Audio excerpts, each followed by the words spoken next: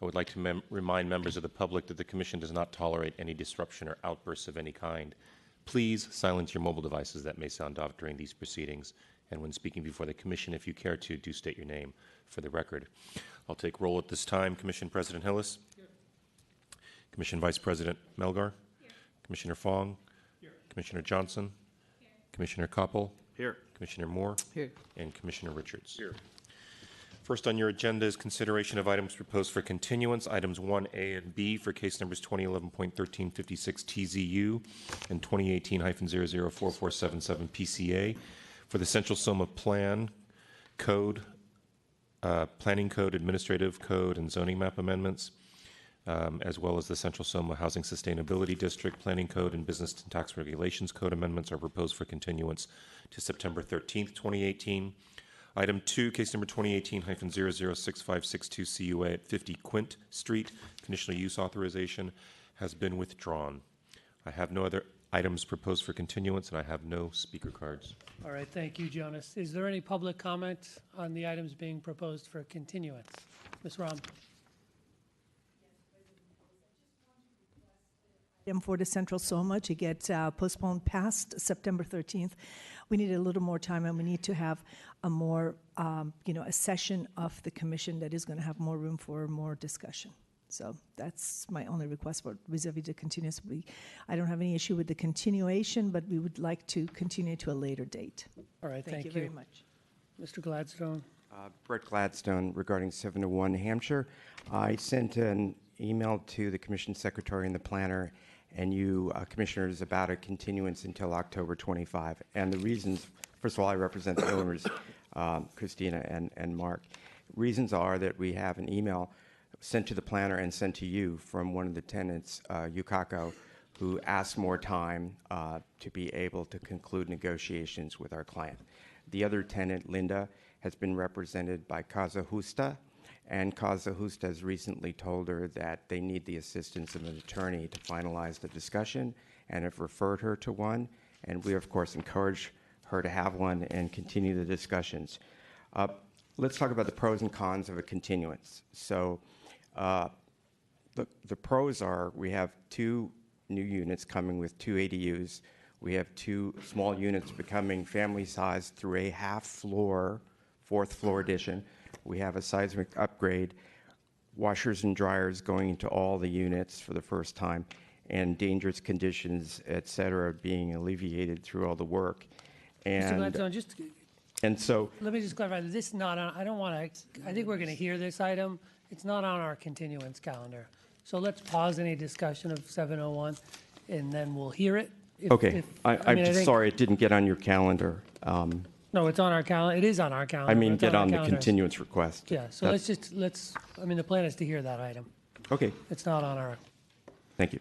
All right, any additional public comment on the items being proposed for continuance?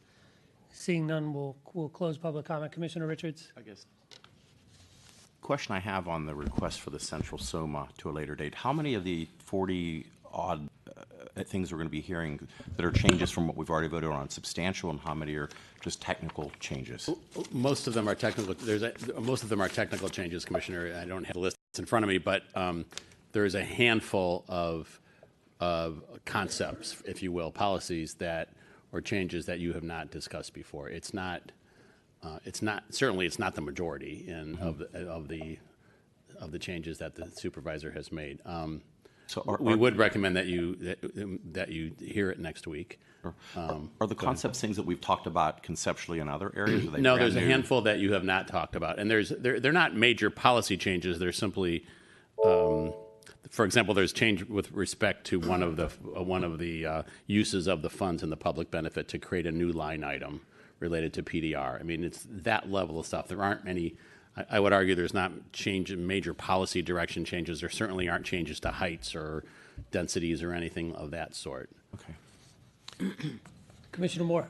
The only reason why I would support continuance of Central Soma is because the calendar is just too full. I mean, when we focus on really important things such as policy changes, and I'd like to dedicate really strong, awake, aware time, but we have so many items, at least from what I saw on the advanced calendar, that I'm just scared that we're going to be until midnight. That's my only concern. That's a realistic concern of how effectively can work and for how many hours. Commissioner Richards. One question on next week, just to Commissioner Moore's point. 2918 mission is coming back? I don't know if it actually will come back to you next week. I don't think we are ready to have that come back to you next week. We have to do additional work. I can confirm that with staff. We'll know by tomorrow. Okay. But as a result of the board's decision, we would have to do additional work on that project from an environmental standpoint. But I don't. Yeah, I don't know why. Jonas It may Jerry. just simply be on your advance calendar by mistake Okay. from a previous request. Okay. Do we have a motion on the continuance calendar? I mean, I think we should hear Central Soma. We can certainly, if the issues are complex or we need more information, continue it. But I think all these issues we've heard before, the board's heard before, it's been to committees. I think we owe it to the process to kind of move it and hear it. If things get complicated, we can continue it. Commissioner Richards, Move to continue all the items to the date specified. second. Thank you, Commissioners. On that motion to continue items 1A and B to September 13th, Commissioner Fong? Aye. Commissioner Johnson? Aye. Commissioner Koppel? Aye. Commissioner Moore? Aye. Commissioner Richards? Aye. Commissioner Melgar? Aye. And Commission President Hillis? Aye. So moved, Commissioners. That motion passes unanimously 7-0. Commissioners, that'll place us under Commission Matters for item 3, consideration of adoption draft minutes for August 23rd, 2018. Any public comment on the draft minutes? Seeing none, we'll close public comment. Commissioner Fong. Move to approve. Second. Thank you, Commissioners. On that motion to adopt the minutes for August 23rd, 2018, Commissioner Fong? Aye. Commissioner Johnson? Aye. Commissioner Koppel? Aye. Commissioner Moore? Aye. Commissioner Richards? Aye. Commissioner Melgar? And Commission President Hillis? Aye. So moved, Commissioners. That motion passes unanimously 7-0 and places us on item 4, Commission comments and questions. Commissioner Johnson.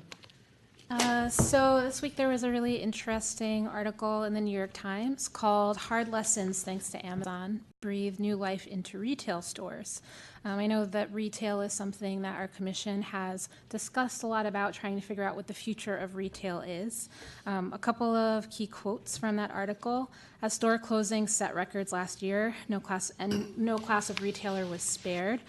From Madison Avenue to shopping malls to big box stores, things look like they're turning around. It may be too early to declare the death of retail.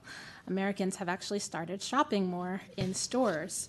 Many successful stores of kind of this next wave of retail look like a cross between fast food, drive-through, and hotel concierge, places where you can pick up and return multiple items, get personal shopping, and stores are generally returning to a user experience that provides a smaller footprint, is easier to navigate, and is based in communities and community need. So I think, just while this change is just beginning to happen and there's kind of been a shakeout of these larger retailers, we know that a shift potentially is coming. And of course, this shift will be slow in its course. My favorite quote from the article: "It's like turning around the Queen Mary. You can turn the rudder, but it takes time to gain an actual purchase." We'll be able to, in time, see what the changing face of retail is, but just wanted to share with my fellow commissioners that there might be a change coming. Thanks. Commissioner Richards. Thank you. I look forward to Commissioner Johnson's corner every week. I'd be happy to have you speak first so we don't do any duplicates. This is the first meeting of my second term, and congratulate Commissioner Fong, Commissioner Johnson, and Commissioner Moore for also being reappointed. Somebody the other day I was having a glass of wine with, and they said, you guys need to focus on the 3 Ps. And I said, what are they? And they said, protect existing residents, P for protect, produce additional housing for both current residents who are overcrowded and newcomers who have yet to arrive in San Francisco. And the other P was preserve existing relatively affordable housing. And I thought that was a really good summation of kind of what our charge should be, and I actually put it through the lens of the housing affordability study. Those are really the 3 things that now are on my mind rather than kind of the 5 or 6 old ones that I have. This is really where I think, for me, the next 4 years needs to be focused. Secondly, and I look forward to the next 4 years. I had a blast the last 4 years and look forward to the next 4 years. I was sitting reading the Sunday Chronicle, and I kind of glanced down at the Insights section. I don't have it here. I forgot it, but I do have it online. And I did a double take, and I said, the Insight section is normally John Diaz, the editor, has a big thing on the front. But there was a woman named Ozzy Rom who comes here before the commission quite frequently, and she actually got the front page of the Insight section, which I thought was quite a coup. Her article was entitled, 4 Things We Can Do to Curb Our Housing Shortage. Really quickly, the 4 were vacancy tax, which I think we've talked about, and maybe the housing affordability study can talk about that. Preserve relatively affordable housing. I know Supervisor Peskin's working on demo definition and penalties, which is, I think, in the chutes. Rental registry, number 3. I think Supervisor Fewer has been talking about that. And the last one was build 100% affordable housing, which I think is really something that we've been trying to do. So I really thought that was a great article, and you should look at it. This morning, really quickly, Auntie Pot Fervor takes over the D4 race. I read the article that Mr. Sebastiani wrote in the Examiner, and it looks like we're going to be having, at some point in the future, more discussions around cannabis as it relates to how far it is from schools and whether we should have carve-outs and things. So stay tuned. The cannabis story is not quite over yet. Thanks, Commissioner Koppel. Yeah, just a quick comment. Yesterday's paper, San Francisco Mayor London Breed sets aggressive goal to shrink city's carbon footprint to net zero by 2050. As your resident electrical guru up here, really excited to see her setting the tone citywide for this. SB 350 has set forth some pretty impressive high marks for the state of California, but I'm glad to see that Mayor Breed has us on target to align with these goals. So it'll be really interesting to see from here on out what we see as far as new projects and what eventually the existing buildings will be doing to kind of reduce their waste. That's it. Thanks. Thanks. We can move to Jonas, Director's announcements. Very good. Department matters, item 5, Director's announcements. Thank you, Jonas. Just a couple of things, Commissioners. Next week is the Global Climate Summit here in San Francisco that is being convened by Governor Brown. I think the Mayor Breed's announcement is related to that, and as well as other items. There's a number of events that are happening that are kind of peripheral to that conference, and the conference itself is actually by invitation only, but it will. There'll be several thousand people in town talking about these issues at a very high level. So and I know that the Department of Environment and Mayor's Office have been very much involved in helping to organize those events. So we're looking forward to see the outcome of that.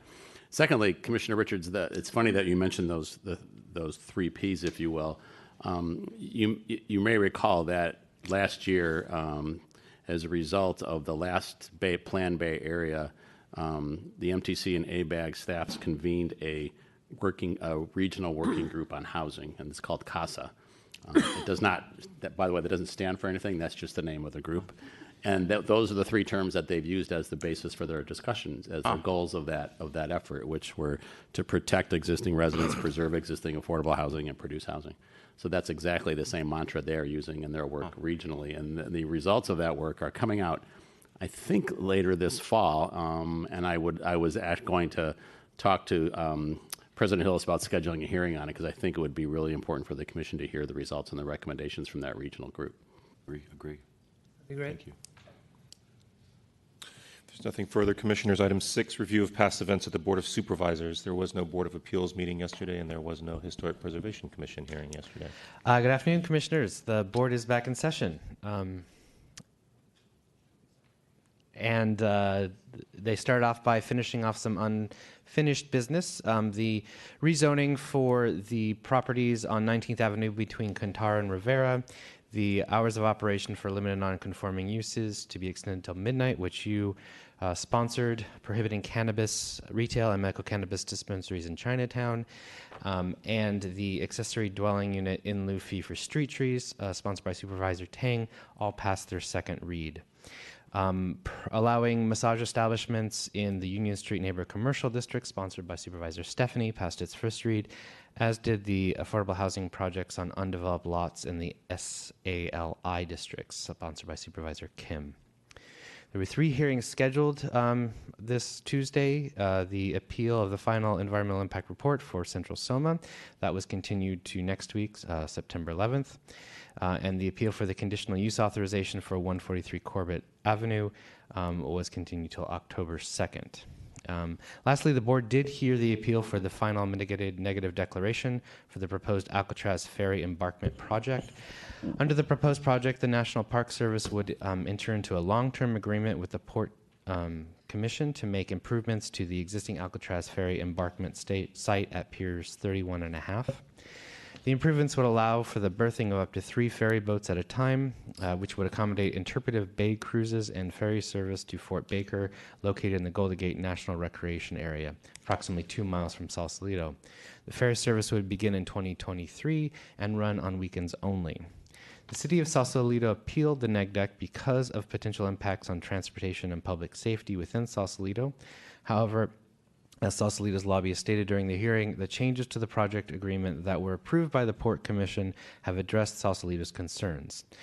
Yet, Sausalito could not unconditionally withdraw their appeal because the project agreements aren't final until the approval by the Board of Supervisors, and the Board of Supervisors can't take action on the project agreements until the appeal is resolved.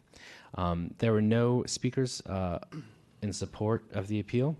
And none against. The Planning Department provided a very brief response referring the board to the department's appeal response and summarizing that Sausalito fails to provide any substantial evidence that would indicate that the proposed project would have a significant impact on the physical environment, necessitating the preparation of an EIR.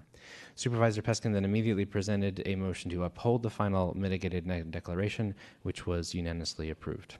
That concludes my remarks. Commissioners, go ahead. Are there any questions? Any questions, commissioners? Thank you, Mr. Starr. Commissioners, it's gotten to the point where I can't remember what happened yesterday. The Historic Preservation Commission did meet and initiated landmark designation of the paper doll on 524 Union Street, as well as recommended several landmark businesses. So if there are no questions, we can now move on to general public comment. At this time, members of the public may address the Commission on items of interest to the public that are within the subject matter jurisdiction of the Commission, except agenda items. With respect to agenda items, your opportunity to address the Commission will be afforded when the item is reached in the meeting. Each member of the public may address the Commission for up to 3 minutes. I did have the 1 speaker card. Ms. Shudish. Hi. Good afternoon. Over 3.5 years ago, I sent an email to the Commission and to the Director and to Mr. Huey and to the Mayor's office and to some of the supervisors on the land use at the time, talking about the demolitions. And I basically said developers changed the buildings and its demolition, and they do not meet the planning code for Section 101.1B, Prop M, for neighborhood preservation, for affordability, and they don't meet relative affordability. So that's 3.5 years ago. So here I am today, and I brought with me the zoning controls on the removal of dwelling units, which is put out since 2010, and it includes the fact that the zoning administrator can raise the numerical value in the RH1 to allow administrative approvals of demolitions. He's done it 3 times. You also, according to the section 317(2)D, I think it is, I gave the handout to the sheet, 1 sheet to Mr. Ionin there, that you have the ability to change those criteria. You could have been doing it these 3 years, so that's why I sent you the letter over the holiday weekend about that. So I'm requesting that you now use your powers granted in Section 317 to make the adjustments to the demolition calculations. The Planning Commission has not adjusted the numerical criteria for tantamount to demolition since Section 317 was enacted, and that's 2007, I think. But Mr. Sanchez has raised it 3 times in the last 4 years. It's now up to 1.9. I know Supervisor Peskin's proposing legislation. I don't know when it's coming. I don't think this conflicts with it. I think you could put this on the consent calendar next week, and you could just fix the numbers. And maybe the city attorney will say, yeah, you can do it 3 times, just like Mr. Sanchez did. And I don't know if it's going to solve a problem, but I think it's helpful because obviously the demo calcs aren't working, and I will show you this on the overhead. I attached it to the letter I gave you. You do have it in a PDF, and you have the copy now. Here's the overhead. Oh, sorry. I should learn how to turn it on. I mean, I think it's a simple thing to do. Okay, here it is, overhead. There it is. Someone filed a complaint, not me. I didn't file a complaint. But there it is. I think you all know what it was originally. And the address is on the back. And DBI is looking at it, and they apparently moved it on to planning enforcement. So I really hope you'll consider putting this, your power. You have this power. It's in there. It's in that section. I gave it to Mr. Ione, and using your power and adjusting the demo calcs. And hopefully there'll be something different, better from Supervisor Peskin's office, but I don't think it'll conflict, and I think it'll send a message that everyone, especially the speculators, need to hear. Thank you very much. Thank you, Ms. Shudish. Mr. David. Good afternoon. Todd David on behalf of the San Francisco Housing Action Coalition. I was not here last week, so I don't know if Commissioner Richards, during his usual public talk, talked about J.K. Deneen's article in the Chronicle about the projects not getting built in San Francisco. You might have talked about. So that was then followed up by NBC, did a story on that. I'm actually surprised that no one at the Board of Supervisors is calling a hearing. Maybe it's in plan to like have a conversation about what is happening, right? You know, when you look at this week's agenda packet and last week's agenda packet, it's fairly light when it comes to new construction of multifamily homes. I'm not sure there's any in either of those. So there's something going on. And I think, you know, the other thing that is happening, or that we're hearing is happening, that we really want to get some clarification on, is that because it seems like the market rate housing is not happening, what we're hearing at HAC is that fees to the Mayor's Office of Housing is way down, like at 2% of what they were expecting.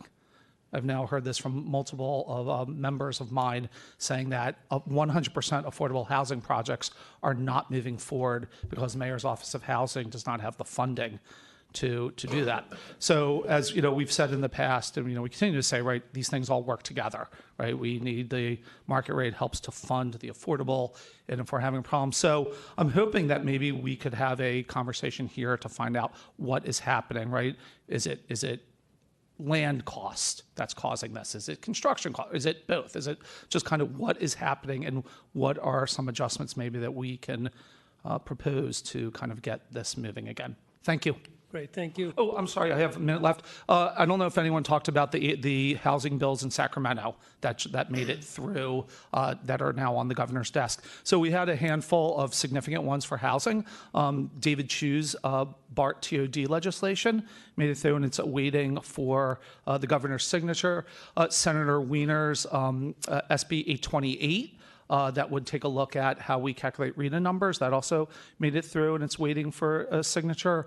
Unfortunately, Phil Ting had, I thought, a fantastic piece of ADU legislation, and it got held up in a committee. I think there was some internal Sacramento politics that got in the way of that one.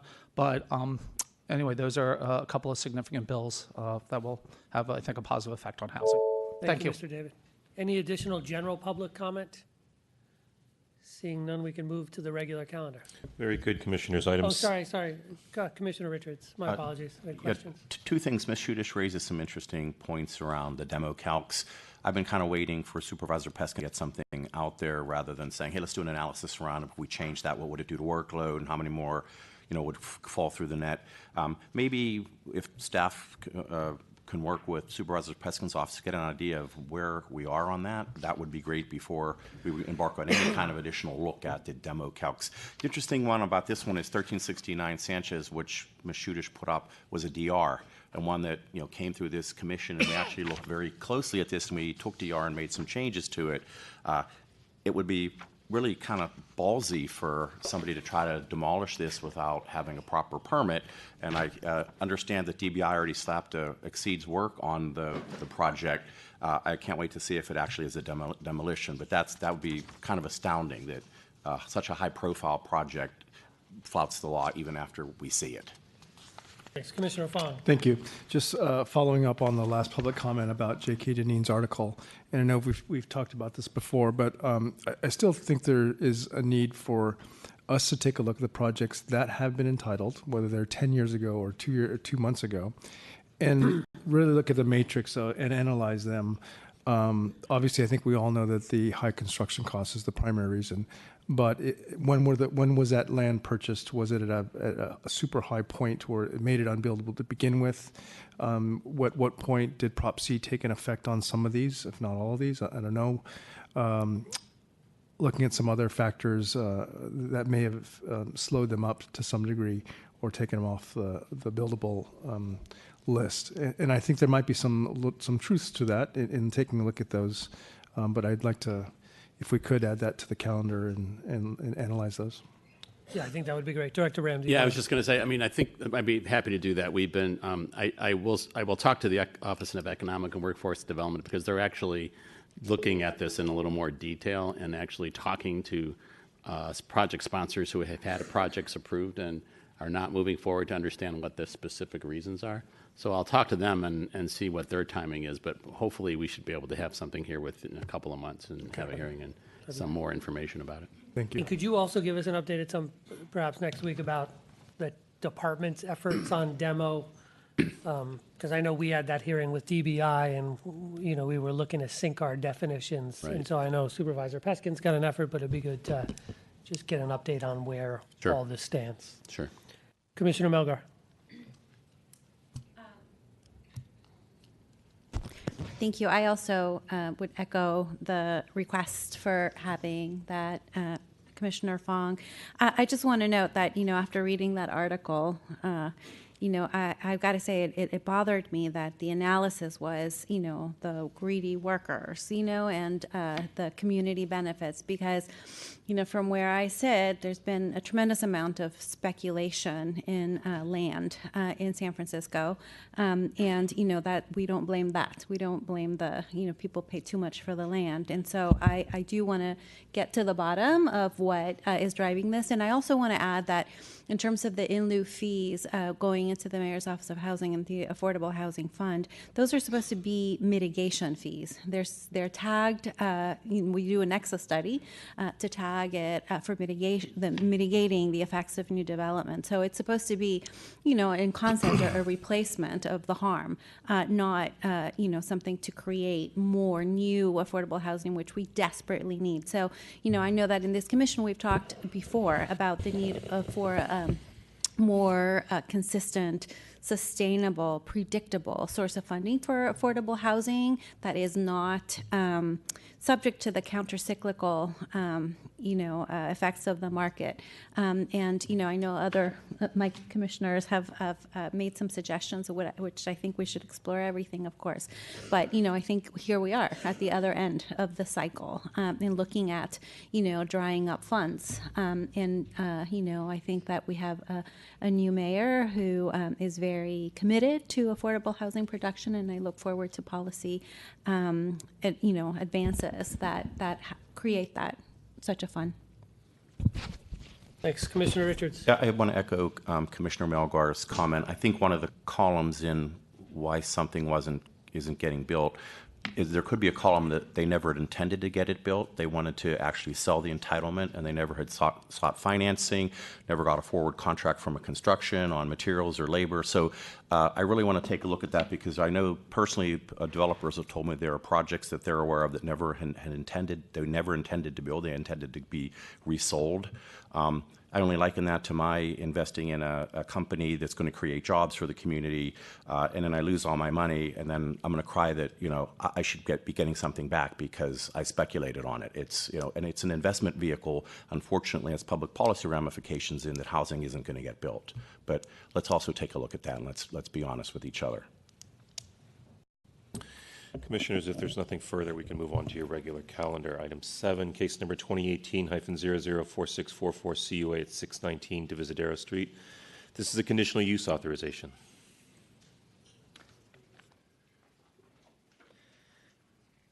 Good afternoon, Commissioners. David Weisglass, Planning Department staff. Commissioners, the case before you is a request for conditional use authorization pursuant to Planning Code Sections 303, 303.1, and 759 to allow the establishment of a formula retail sales and service establishment doing business as Core Power Yoga with proposed hours of operation from 5:30 a.m. to 11 p.m. daily. The establishment is located at 619 Divisadero Street within the Divisadero Street Neighborhood Commercial Transit District and the 65A Height and Bulk District. Establishment is 3,119 square feet, currently vacant, most recently occupied by Health Haven, a small grocery store. Your staff report includes 12 letters of support, as well as a petition of support signed by representatives of 25 businesses in San Francisco, as well as 30 letters of opposition. Since publishing the report, staff has received 13 additional letters of support, a support petition signed by 359 individuals, 318 of whom have identified themselves as San Francisco residents, and an additional petition signed by representatives of 5 additional local businesses. Staff has also received 35 additional letters of opposition, including opposition letters from the Divisadero Street Merchants Association, Grove Residents' Rights Resource, Neighbors United, the Alamo Square Neighborhood Association, and the Haight-Ashbury Neighborhood Council. In total, staff has received 25 letters of support for the project, a support petition signed by 30 local merchants, and the aforementioned support petition signed by residents, and staff has received a total of 65 letters of opposition. The department finds that the project, on balance, is consistent with the objectives and policies of the general plan and recommends approval of the project. Thank you. I'm available for any questions you may have. All right, thank you very much. Project sponsor?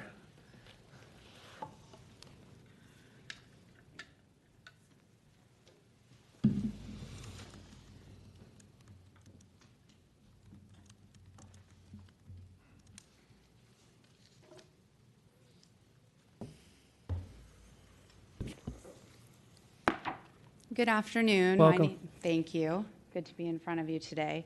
My name is Stephanie Rubenstein, and I'm with Core Power Yoga, and I'm excited to be here today to tell you more about the yoga studio that we'd like to open at 619 Divisadero Street. Core Power Yoga has been teaching yoga across the United States for the last 15 years, bringing our students a unique blend of a mindful workout that is also intensely physical. While each student's relationship to yoga is personal, many find a sense of community within Core Power, a connection to their teachers and fellow students. This connection we actively celebrate and cultivate each day on and off the mat. When we were looking for our next studio in San Francisco, there were several reasons that we were drawn to the Alamo Square neighborhood, and in particular 619 Divisadero. We're inspired by this neighborhood. It's diverse, it's unique, and vibrant. From its residents, many of whom are already Core Power members, to the eclectic blend of shops and restaurants that you find on the street, from Popeyes to Nopa to Rare Device, it really does have something for everyone. When we found this space and began talking to the owners, Ted Nasser and his family, who are here today, we became even more excited about the possibility of opening a yoga studio in this location. Ted is the former owner of Health Haven and Pet Haven, 2 local businesses that served the community for many, many years at 619 Divisadero. Unfortunately, in 2016, both businesses were forced to close, and the space has been sitting vacant ever since. Ted and his family are excited to have Core Power as a tenant, as we will continue the legacy the Nasser family created in the space, serving local residents by continuing the tradition of health and wellness. After many years of failed attempts to lease the space to other tenants, mostly restaurants, they finally found the right fit with us at Core Power. I understand that as a formula retail business, Core Power is judged more strictly, as we should be, to make sure we will truly add something positive to the neighborhood. Today, I will address the various concerns we heard from our many meetings with neighborhood groups and their leaders, and ask that you please keep the Nassers in the back of your mind as well. They have contributed significantly to the betterment of Divisadero Street, paving the way for the bars, restaurants, and shops thriving there today. Mr. Nasser and his wife now want the opportunity to enjoy retirement by finally leasing this space and to continue the legacy of health and wellness that they began on Divisadero Street. So when we held the open house in the space, the leader of NOPNA asked me what we plan to do to make the entire community feel welcome so that anyone would feel comfortable walking into the studio and signing up for a class. He was concerned the storefront, as depicted in this photo, would not be inviting or unique. In listening to his concerns, we took the initiative and commissioned local San Francisco artist Serge Gay to create a mural that was entirely unique to Divisadero Street and truly reflected the neighborhood and its character. This is a rendering that Serge created for us depicting this mural that we would like to see at 619 Divisadero. This mural evokes Divisadero Street, Alamo Square Park, the Painted Ladies, and even Muni buses. And by leaving much of the storefront glass transparent, we wanted to invite the entire community into the space. So here's the floor plan. This is going to be a one-room yoga studio of about 2,500 square feet. It will have full locker rooms, showers, and an area for retail. And I want to stress that this is a small neighborhood studio. It's meant to serve students walking from within a quarter mile or less to the location. So the next concern that we heard from the president of Alamo Square Neighborhood Association was that Core Power was not affordable and that many residents would be priced out. So as you can see from this chart, Core Power really falls in the middle of the pack when you look at other local fitness providers in San Francisco. We have Open Gym at $300 a month on the higher end and Yoga Garden at $145 a month on the lower end, and we sit at $189 a month. So this brings me to my next point is that our discounted memberships. So approximately 63% of our members nationwide and 67% of the members in the Bay Area receive an average discount of 20% off of their monthly membership fee. So this brings their average cost even lower to about $150 a month for unlimited yoga at any Core Power anywhere in the country. So for group fitness or a gym membership in San Francisco, I would argue that we are reasonably priced. So another concern we heard was that there was too much yoga in the neighborhood already and that Core Power would harm local businesses. And we see that differently. So in researching, we found only one other yoga studio within a half mile of 619 Divisadero, and that is Yoga Garden. And I've had several conversations with the owner of Yoga Garden, once at the open house that we held and another at the Divisadero Merchants Association meeting. And he told me he did not feel threatened by Core Power moving into the neighborhood and that more yoga was in fact good for the community. Another concern we heard was that of diversity, that Core Power doesn't cater to a diverse population and that we're not for everyone. So I just want to point out that over 90% of our employees are women, and that we see members from all age groups. And while we don't keep hard demographic data on our members, we have found overwhelmingly that the appeal of Core Power reaches every racial and ethnic background. In fact, we have members from every nationality and find that the unique makeup of each studio directly reflects the neighborhood it serves, and we would not expect Alamo Square to be any different. Thank you, Ms. Rubenstein. Your time is up, but the commissioners may have additional questions later. All right, thank you very much. Thank you. Yeah, we may have questions. I thought I had 10 minutes, sorry.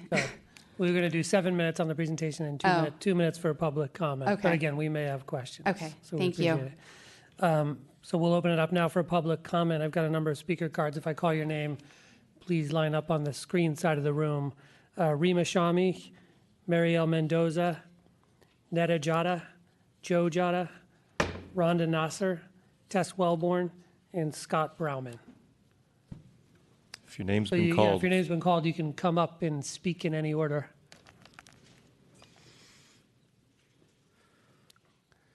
Go ahead, you can go in any order if your name's been called. Welcome. Good afternoon. My name is Joseph Jada. I currently have a business on 1800 McAllister Street. I actually have a yoga studio next to my location. It just seems to be thriving the neighborhood. The demographic that it brings in and out is good for business, good for the restaurants in the area, good for the juice bars, good for the coffee shops. Doesn't bring any riffraffs around our area. I just don't see where it would be opposed. And that's really all I have to say about that. Thank you. Thank you very much. Next speaker, please.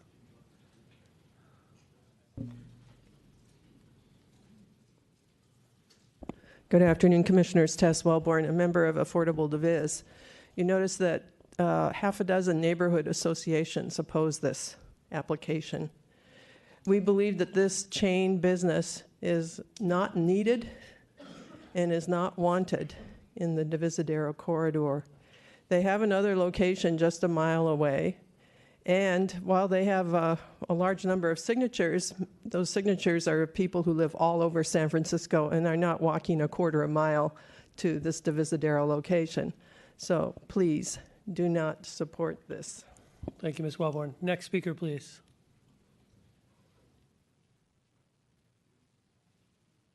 Scott Brofman, also part of Affordable Diviz, and I think this is also not needed and not appropriate for the neighborhood. There are too many, formula retail businesses already there that have displaced places that I like my cheese shop is gone now for a bank. And this is what happens, and we know this from other neighborhoods, that the people with deep pockets move in and the rents go up for everybody else, and so they move out, and then we have more, McDonald's and Citibank and so on moving in, and it's what's going to happen here. And also on its own, it's just not needed. And if people can't get healthy by walking a mile to church and to Post, then they really need to rethink their healthiness. Thank you. Next speaker, please. Hi, I'm Mariela Mendoza. I'm a resident of the area, and I think this would benefit the area a lot. I've been into many studios at Core Power, and I definitely believe that they promote diversity, awareness from yoga. It brings a higher benefit to everyone in the community, so I think this would benefit the community a lot. Thank you. Next speaker, please.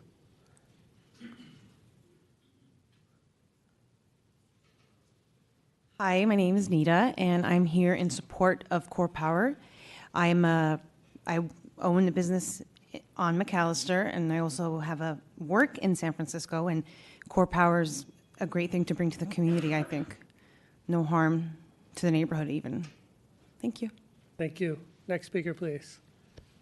And I'll call a couple other names. Jason Jervis, Gus Hernandez, Connor Ryan, Henry Chisrami.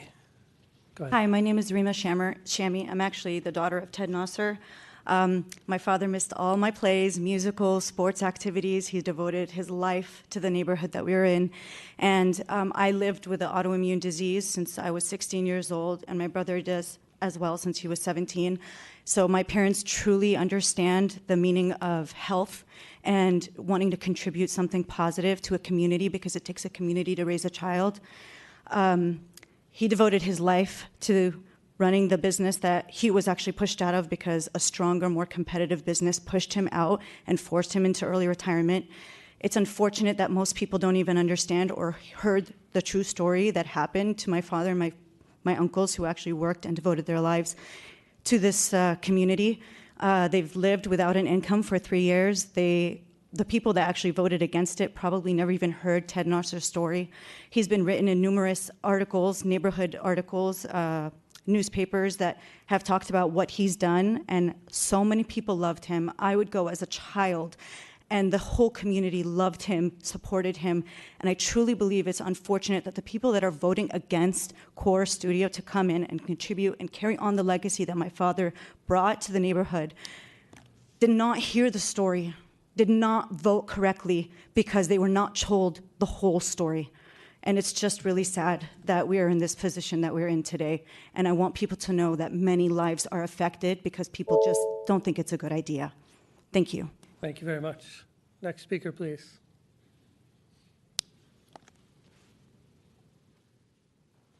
Good afternoon.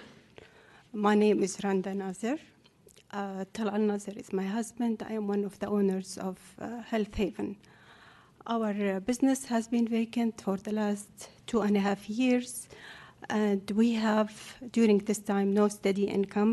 We are using our savings to pay the expenses of our business, the insurance, the property tax, and the home association for the business. Then we have to take care of our bills that we need for ourselves, for our house, for our health. At this point, I feel we are really worried, extremely worried, and we are frustrated because we don't know what to expect in the future. We really worked very hard. I've been here 41 years and my husband 47 years, and since we immigrated to this country, we've been in small business, and that means 7 days a week, long hours, many sacrifice, as my daughter told you. Many times the teachers don't recognize that I have a husband. He's always in the store while I'm with the kids. We did a lot for our family and for our community. And I think if you say no to this project, it will hurt our retirement, our security, and our financial peace of mind. I wanted to say more, but I wanted our neighborhood to give us a chance to harvest our hard work. Thank you. Thank you very much. Next speaker, please.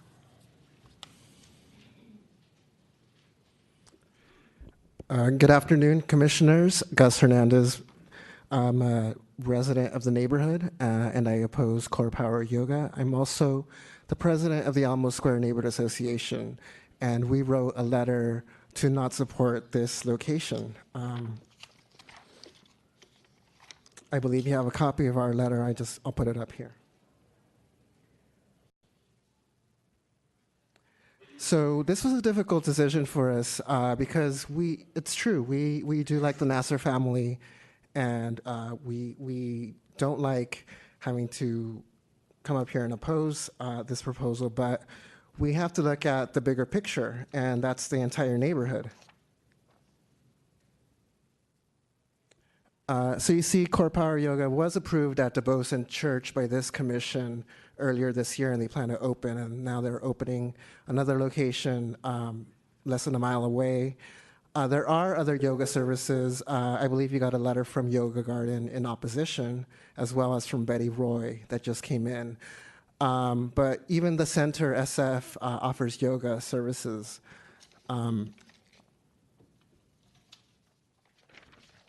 And I want to reference the community analysis done by Affordable Diviz. I'm also a member of Affordable Diviz.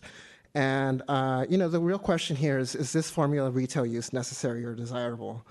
And I want to compare the proposal at Church and DuBose to this proposal because in sharp contrast, Core Power Yoga had the support of the neighbors there, had the support of DTNA, the Merchants of Upper Market in Castro, and the Castro Eureka Valley Neighborhood Association. No letters of opposition were in your summary, executive summary.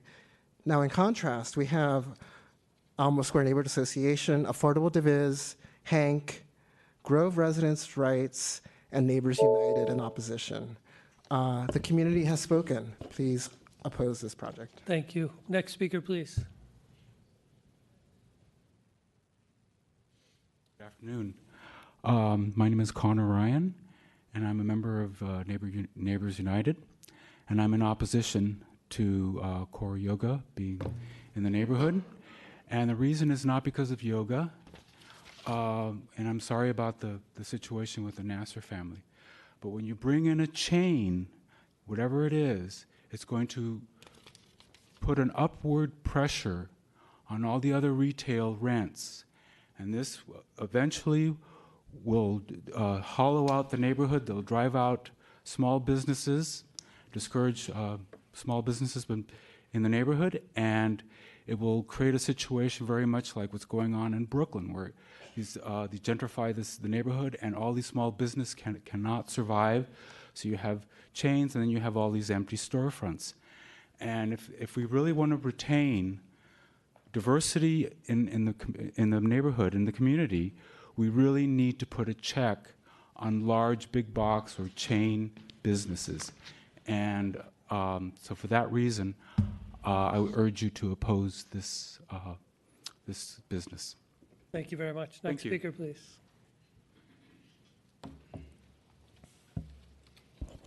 Good afternoon, Commissioners. My name is Jason Jervis. I reside at 4 Seymour Street. I live in the neighborhood, and I've lived there for 12 years. Through that time, I've seen lots of changes happening, most of them great changes, some of them not so great. I'm here to speak in opposition of Core Power Yoga moving into the neighborhood, frankly, because I think it's just the wrong fit for what the neighborhood needs. Not only is there already yoga offerings, but less than a half-mile away at Fitness SF Fillmore, you can do yoga, swimming, weightlifting, all kinds of services for less than 50% cheaper than what Core Power is currently offering. Furthermore, I believe that Core Power Yoga is a threat to the existing homegrown businesses, and I think we really need to think about whether this particular organization is going to be able to extend real economic opportunities for the younger folks that are down on Golden Gate and Fillmore that I see standing out in front of McDonald's and the liquor stores, who lack those economic opportunities to learn about service or to learn about business management. As someone who's started my own business in San Francisco, I understand the difficulties that the Nasser family are going through, and I sympathize and empathize with that. But there are other options. There are other options in terms of, divesting from their property and relieving themselves of this burden. So I urge you to oppose this project. Thank you. Thank you very much. Next speaker, please, and I'll call some more names. Rima Jizrani, Hana Tota, Lawrence Reel, Jenny Shami, Musa Jajini, Bryce Wagshul. Go ahead, sir. My name is Henry. I've been in San Francisco since 1962. First street I ever lived on is the Divisadero. I appeal to your conscience and to your whatever you hold precious in your heart to hear my story. I'm talking about myself. And if it wasn't for yoga, I won't be here. 1950, they discovered, 1990, I had a tumor in my inner ear. So they removed the tumor, but with it, they removed my nerve for my balance and my nerve for my hearing. I have no balance. So I was 50 years old, 4 kids. So I walked in the streets with tears in my eyes. Here comes a man and took me in. And he helped me. And he taught me how to do yoga. After 28 years, guess what? I'm here because of this man. Yoga is energy, is power. How can you deny that to other people? I am here because of it, and I want to spread it to other people. And I appreciate it if you allow them to have that business. God bless you. Thank you. Thank you very much. Next speaker, please. My name is Johnny Shami. I live and work in the city. I'm the son-in-law of Ted Nasser. I'm definitely against big franchise business, but given the fact that I don't look at Core Power as the McDonald's or the Burger King of the world. They bring great energy, positive impact, health, and benefits for the neighborhood. Definitely a fan of it. The price is right versus what in the market is. So look at the situation as a whole and the fact that my in-laws is dependent on this income, I hope you take that into consideration. Thanks. Thank you very much. Next speaker, please. Hello, my name is Lawrence Real. I'm in support with Power Yoga, Core Power, because I do yoga myself. So I think that's promoting good health benefits in the community, and I also live and work in the city. So, yeah. Thank you very much.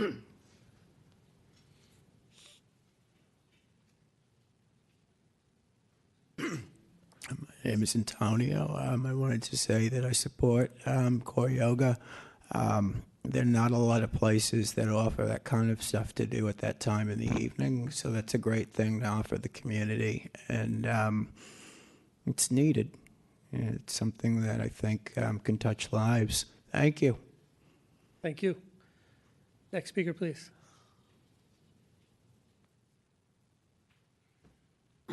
Hi, my name is Bryce Waxel. I work in the city and fully support Core Yoga. I think it's a benefit and very positive addition to the neighborhood, and only positive things come from it.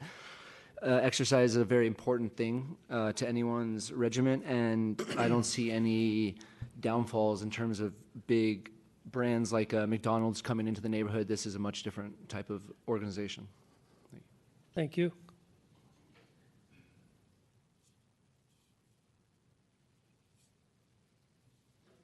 Johnny, and I'm a resident of the neighborhood for 25 years and a business owner there.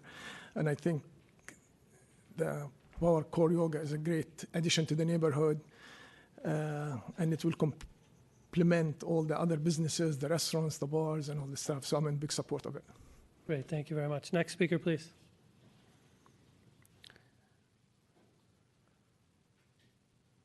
Hi, my name is Rima Jizrawi. I'm in support of opening Core Power Yoga. I believe in promoting healthy habits. I'm also in support for my friends Talal and his wife to reap the benefit of all their hardworking years and have a secure retirement. Thank you. Thank you. Next speaker, and I'll call a couple more names: Nancy Roberts, Anis Nasser, Talal Nasser, and Adam Nasser. My name is Hanan Toda, and I'm in support of Core Power Yoga. I'm also a property owner in San Francisco and Divistero. I think it's a good health benefit. I don't see any harm in it, and I urge you to support this project. Thank you. Thank you. Next speaker, please. I'm Hamilton, Gamescape. I'm in opposition of Core Power Yoga. I just think allowing a company of this size to enter the area is against the interest of San Francisco residents, and I think there are better options. I think protecting small business and the business owners in this community is what we should be focused on. Thank you. Thank you.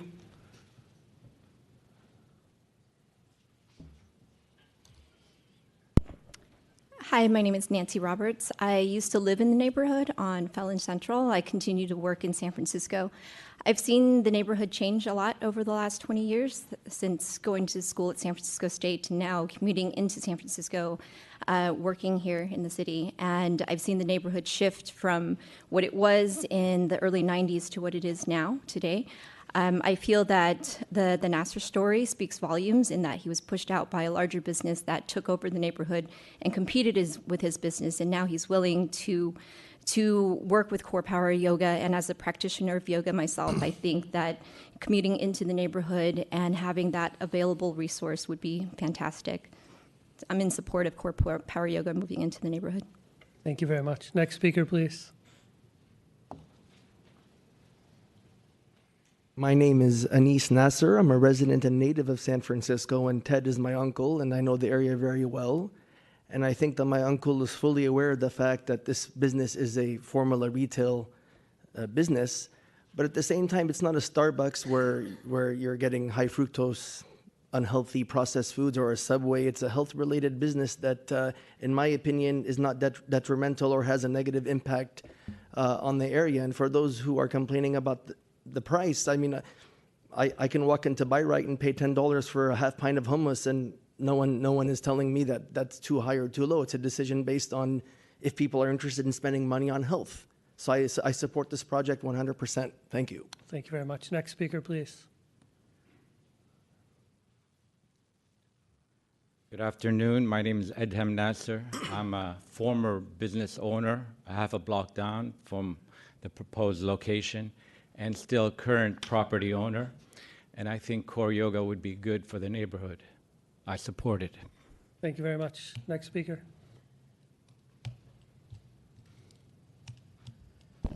Hello, everybody. My name is Ted Nasser. When I moved to San Francisco in 1971, I was 23 years old. My uncles were before me in this city. They had businesses on Divisadero Street. Divisadero Street was, in the 70s and 80s, was very rough place to be in there. And some of them have suffered physically from it.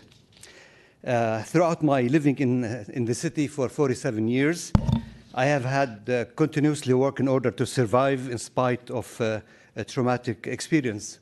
In 1992, I bought a business at the corner of McAllister and Divisadero, and we were doing good. And then we had the opportunity to buy the commercial units at 619 and 621 on Divisadero Street.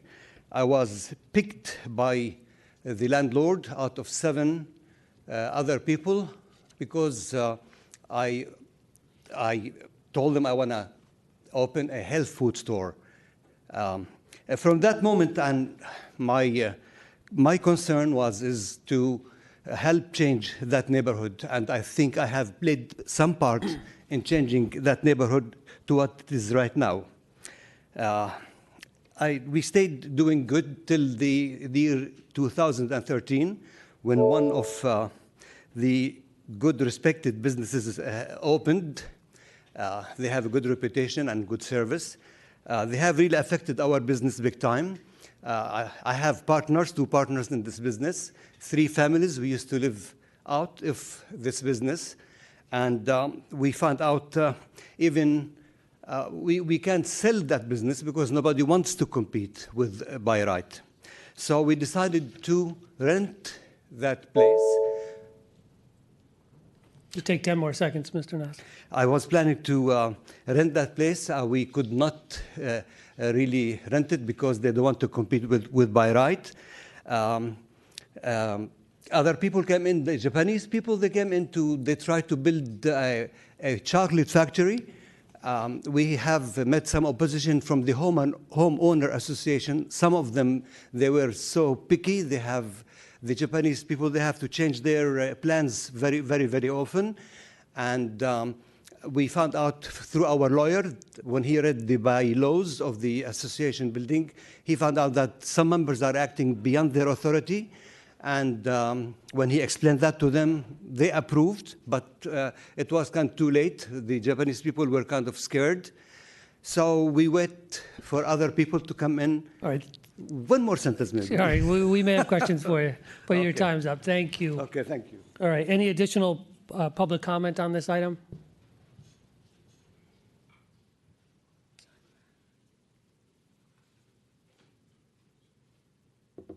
Hi, my name is Giselle Galzan. I am the owner of Rare Device and also the president of the newly reformed Divisadero Merchants Association.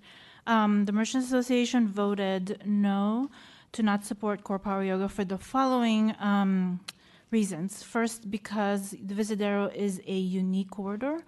Knowing that Core Power Yoga is already opening a lot of studios in San Francisco, we want our street to remain unique. We want it to remain diverse in terms of age, gender, ethnicity, and skin color. Furthermore, if we keep allowing big businesses to open up on our street, Divisadero will become less and less affordable for us mom and pops that own a business. I'm also going to read a letter from David J. Nelson, who is the managing partner of Yoga Garden SF, who could not be here today. He's been there for 14 years. He is an property owner and business owner on Divisadero Street. They welcome investment in our corridor, and his concern is mostly because Core Power Yoga has an aggressive expansion of their formula retail footprint in San Francisco, with 5 locations within and 2 within a half mile of Yoga Garden. And also, issues of employee treatment has made news locally and nationally, and such, he doesn't believe that they represent the best that we can bring to the neighborhood. We also want to acknowledge the Nassers and everything that they have contributed to the community, and we have offered that the Visitor Merchant Association has offered to help assist them find a different tenant if this does not get approved. Thank you. Thank you very much. Any additional public comments? Hi, my name is Philip Laurent. I'm a Grove Street resident. I feel very conflicted about this. I think this is a classic tragedy of the commons. Ted was one of the most welcoming merchants and first people that I met in the neighborhood. Even though that's the case, I do oppose this, and I do it for reasons completely divorced from Ted's generosity, which he didn't do because he owed to anybody. He did because he's a genuinely nice person. I think that, like a lot of the other neighbors that have spoken, Core Power is not only aesthetically, but also I don't think in spirit it's really going to fill a hole that's left in this neighborhood. And I think what you're hearing from a lot of people is the type of spirit that would fill the hole, which is advocate for the voice of people who are not as visible, who are not maybe hitting the trendiest shops, and who do have concerns about affordability. I think a lot of that goes a long way, and I'm here to represent a lot of people who didn't even know this hearing was going on today.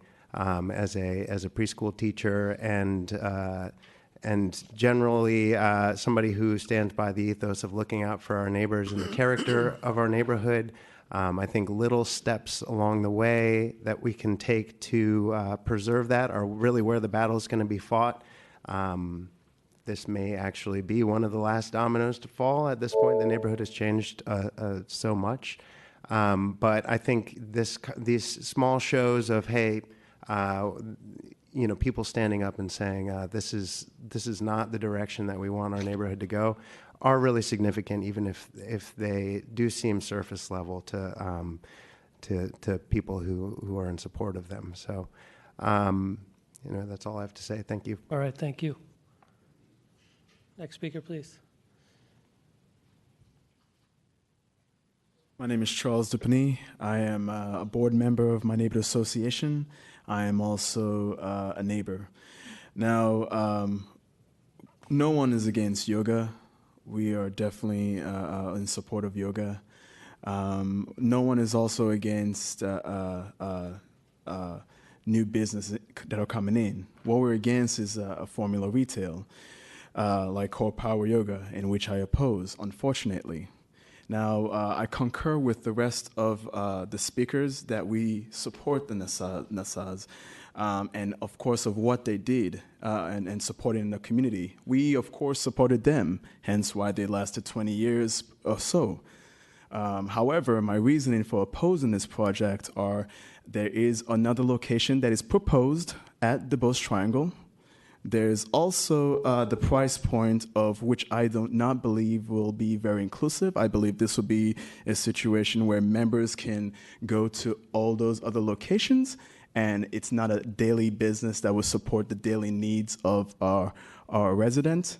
And I also believe that even though they gave a good effort on showing what they could possibly do in the community, I do believe that Core Power Yoga it's a necessity. As we have 5 or 6 yoga locations already that was not previewed in some selections. We have quite a few.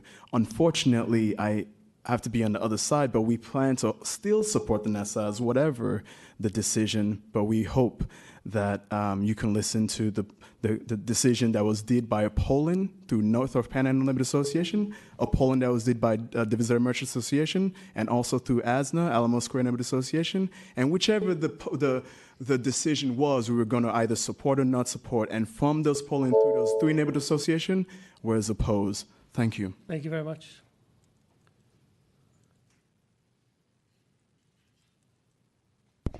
Good afternoon, Commissioners. My name is Quentin Mecki, a longtime resident and live around the street from the location. Let's be clear, who doesn't love Ted? I personally spent thousands of dollars at Health Haven on pet food alone in the 20 years around that Health Haven was existing there. But this is not about Health Haven. This is about Core Power Yoga. And Core Power Yoga is not Health Haven. Let's be super clear. And as you may know, Core Power Yoga is in the midst of a very large expansion. Across the city, it is the largest national yoga studio chain in the country. This neighborhood has a history of fighting formula retail. It existed before the formula retail law was on the books. Blockbuster, Domino's, Burger King, Batteries Plus.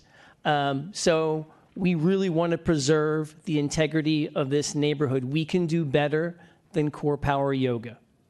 That's the message I want to give to Ted. That's what I want to give to the sponsors.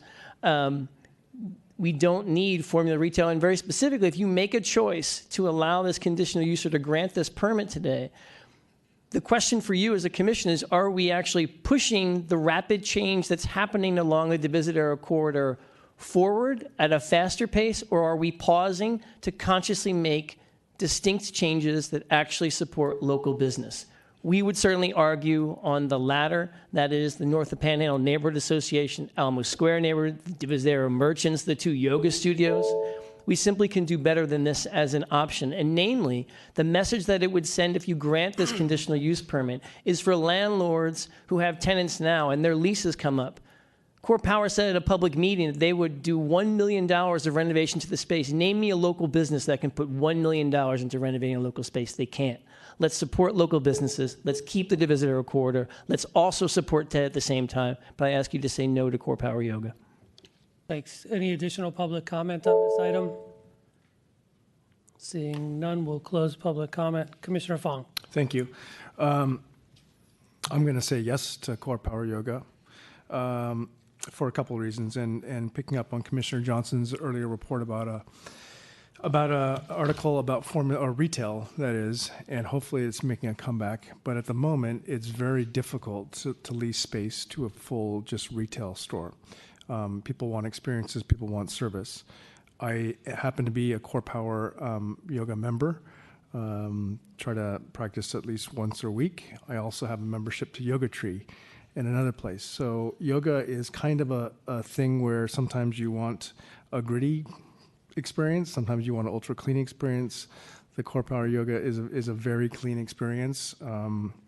I can go on about the health benefits of yoga for all ages, all health conditions, and I just have a hard time saying no to something that is a healthy choice for Divisadero Street. As far as formula retail on Divisadero, I can only think of 2, Chase Bank and Walgreens, between Geary and Oak. And I know that the neighborhoods may be fended off a couple, which I think is probably the right case in some cases. In this one, though, I think it's a health-related service, not retail. And in this particular circumstance, I am supportive of it. Thanks. Commissioner Richards. So I walk down the Divisadero corridor at least once a week from Sutter all the way back down to Beaver on Castro. And it's booming. I mean, there's when businesses do go out there, businesses that do come in. Some of the stores I like are Rear Device. I go to the Mill, Tanner Leather Goods, Parish Trust, one of my favorite. They know how to create an experience where every time I go in, I'm excited about something new they have. And there are also 3 new small businesses in the Old Harding Theater. I think one's an ice cream store, one's a clothing store, and one's a coffee shop. I looked up what I can on Core Power Yoga. They have 180 locations. Their revenue is $40 million. They got an equity infusion in they borrowed $4.5 million in 2009. In June of 2013, Catterton Partners funded them, and in September of 2016, Balance Point Capital took an equity stake.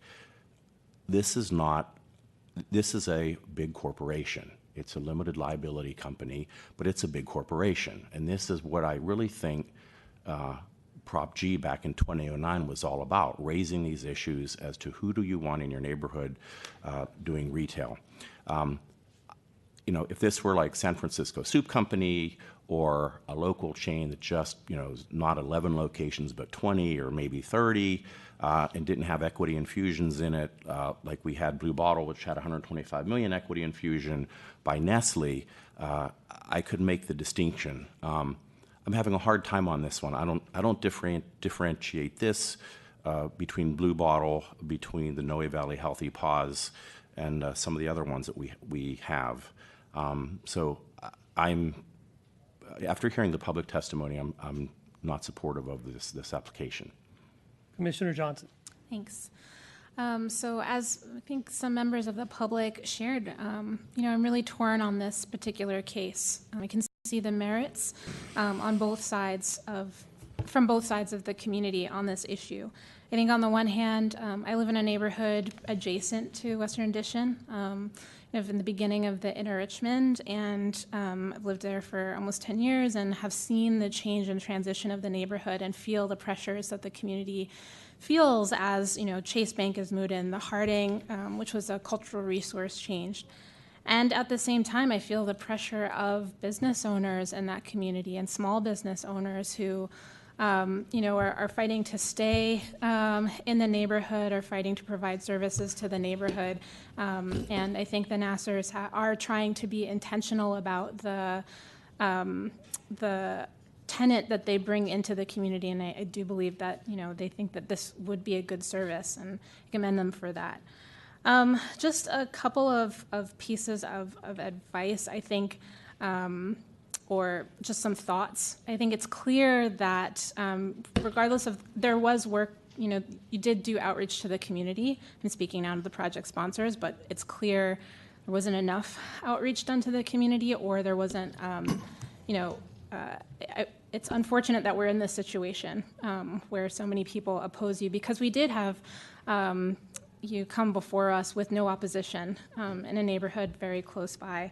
I think, it's interesting that your response to creating a welcoming storefront was murals and kind of clear glass. I think just thinking about the context of the neighborhood that you're moving into in the Western Addition, some of the historical experiences of the communities that are there, the people of color that are there, and others, really trying to mirror the community's experience in kind of your social impact or outreach would have been a great move, and I hope that you consider that as you consider either this project or other projects. And then I hope, regardless of how the commission votes today, that for the community members that have said that they would stand with the Nasser family and, help think about if Core Power Yoga doesn't come into this space, what could come into this space? It's nice to say it, but I think there needs to be a really clear plan of what larger scale tenants you actually want to come into the neighborhood, and how you're going to woo them and how you're going to get them to create a robust fabric for this neighborhood. And I hope that you follow through on that promise. Commissioner Koppel. So I know the neighborhood very well. I lived in an apartment with a roommate at 516 Divisadero, and then later moved out next door to 520 Divisadero for 8 years, had my own place. I didn't have to leave my neighborhood almost ever. There was every single thing I could have ever asked for, literally within a couple blocks of my apartment. When I was a kid, you didn't even go to that part of town. There was a Hubcap store and a Popeyes, and that was it. That literally was it. There was nothing there. And so, it's amazing to see where it is now, where it's come, where it's going. And so I did strongly vote in favor of the Core Power Yoga on DuBose and Church, and didn't see any opposition for that application. This time around, saw an overwhelming amount of opposition on the emails and the phone calls, and did a little more research. And came upon an article that had to do with unpaid workers and wage theft, titled "Yogis Breathe Deep Sigh of Relief Over $1.6 million in Unpaid Wage Settlement." So that was a deal breaker for me. I saw that, and I'm a construction worker by trade. I come from a labor background. I also work with the management and the contracting business side of that as well. So if there's one thing we value is a paycheck. And if there's something else I value, it's minimums. Whether I'm talking about modular housing and building code compliance, we're just asking for the bare minimum. And for someone who gets convicted for a lot of money when they can't even pay someone a minimum wage, I can't stand behind that. Commissioner Moore. Thank you, Commissioner Koppel, for that particular bit of information. I want to take another tack at looking at the Divisadero. It is a large number of years now that various struggles of that community and that corridor have been in front of this commission, and it was always impressive to me how the community stood for values that ultimately created the corridor it is today. I remember the long, protracted battle about the future of the Harding. Aside from historic preservation issues, what was the right fit, together with the discussion about housing, appropriate housing as a backup to the Harding, et cetera, et cetera. I also, in the past, have used some of the private yoga studios on the Divisadero, where there are quite a few of them. And in this particular case, I stand with those smaller studios and their survival. They have provided the services that are needed in good yoga practice, and it does not necessarily have to be replaced by a formula yoga studio in order to continue and support that tradition. I have voted for core power at the DuBois Triangle, and there were no opposition, as Commissioner Koppel summarized. And in this particular case, I would decide to support the corridor and its sense of its own future, and not support core yoga in this location. Thanks.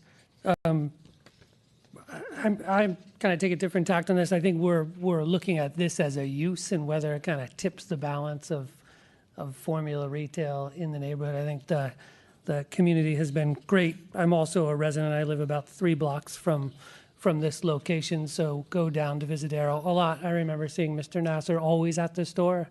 When I walked by, I understand why he wasn't home, because he was always behind the counter at that store, no matter when you walked by.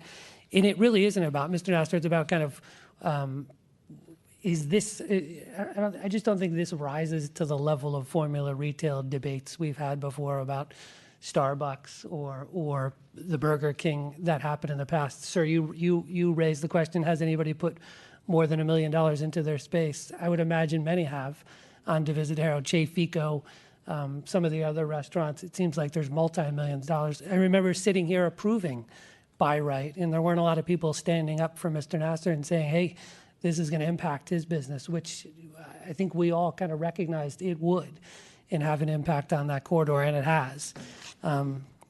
So I think we've got to evaluate these on a case-by-case basis on whether they kind of tip the balance of corridors, whether they're a good use for a corridor. It's not supposed to be a competitive or anti-competitive measure. Certainly, we didn't do that when we took up Buy Right and approved that when Mr. Nasser's store, which was similar, was right down the street. So I think this is a good use. It's a good daytime use for Divisadero. I think Divisadero has changed dramatically. The most reasonably priced place is Popeyes on Divisadero. It's the only place I know I can feed my family for under $30, and that's formula retail.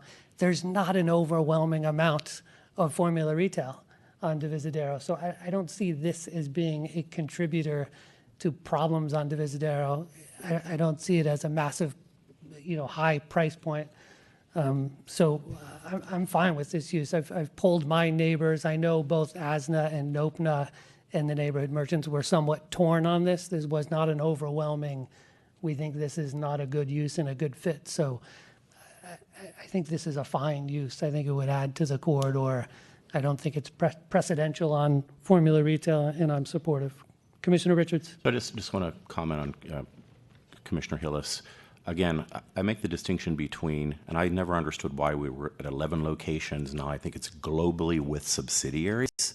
Again, if it were a San Francisco soup company or the hamburger chain, the one that's around the corner from me that's kind of spreading around the city,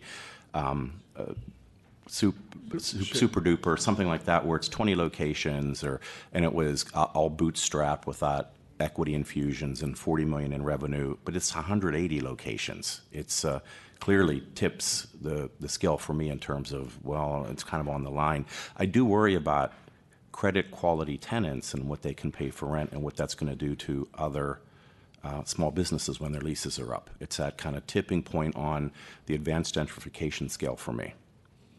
Commissioner Moore. As we're creating elaboration on our own points, I like to look at the three-dimensionality of corridor. A corridor is not the beginning and the end of an island, but it connects to other corridors and connects and connects. And if we have at the border of this corridor the same location, I think this is not a corridor question, it is a citywide question, where they are appropriate, and I think the uniform support of this commission for the Dubois Triangle is indeed a commitment to having them be there, but please choose your locations in a manner that they don't create these rather short distances and start to compete with small local businesses.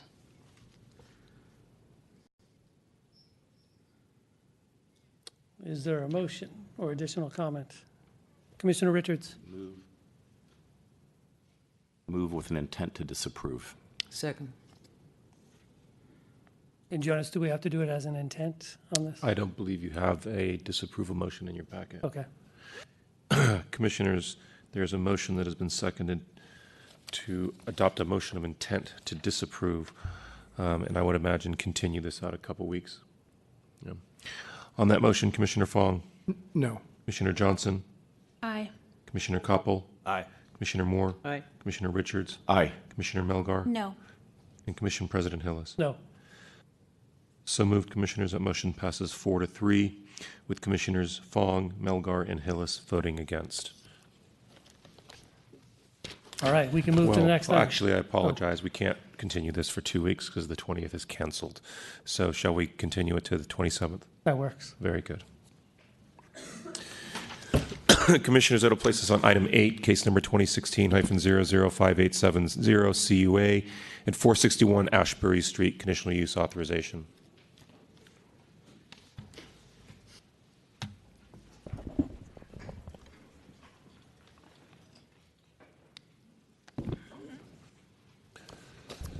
Good afternoon, President Hillis, members of the Commission, Laura Aiello, Planning Department staff. The proposal before you is a request for conditional use authorization to legalize the merger of 3 dwelling units into 2 dwelling units within an RH3 zoning district. The subject site is a 25-foot wide by 106-foot deep lot located on the northwest corner of Ashbury and Page Street within the Haight-Ashbury neighborhood. Under current zoning standards, a maximum of 3 dwelling units is permitted. The surrounding neighborhood is zoned RM1, RM2, and Haight Street NCD. Apartment buildings in the neighborhood range in size from 3 to 15 units. The authorized use of the building is 3-family per the residential report, per the report of residential building record. The original use is listed as unknown. This permit was filed in order to comply with a notice of violation from the Department of Building Inspection.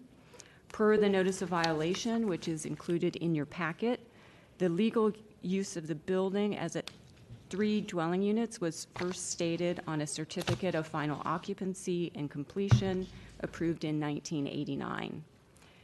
The authorized configuration of the building included full floor flats on the ground, 2nd, and 3rd floors. The 2 units that have been merged span all of the upper floors and also connect to a partially finished attic. The applicant is seeking to legalize conversion of the 3rd floor level kitchen into a bedroom, removal of walls at the base of the main stairs and the entry door that made the 3rd unit independently accessible. No exterior changes are proposed.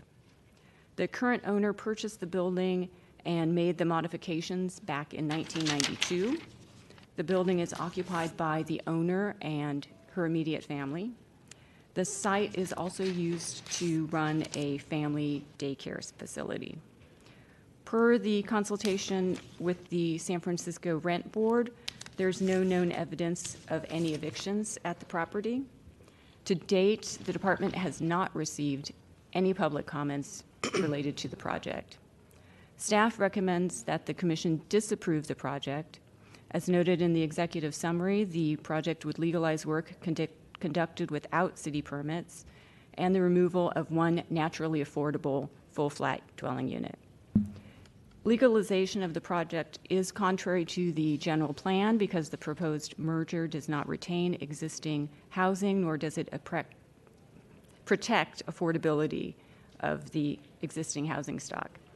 This concludes my presentation. I'll be available if you have any questions. Thank All you. right, thank you. Project sponsor?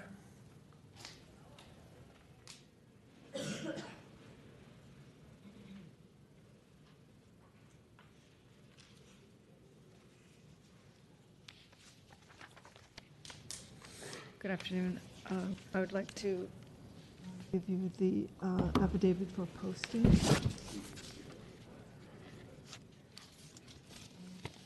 Just pull that mic closer to you or talk into that so we can hear you better. Okay. I would also like to give you the copies of the license for the childcare. Yeah, and that can go to the planner. I can take it if you want to give it to me, but. Well, it's for the commission. It's for the commission. Okay. I would just like to follow the executive summary that's in the application, and just kind of point out some of the bigger points of the executive summary on page 1.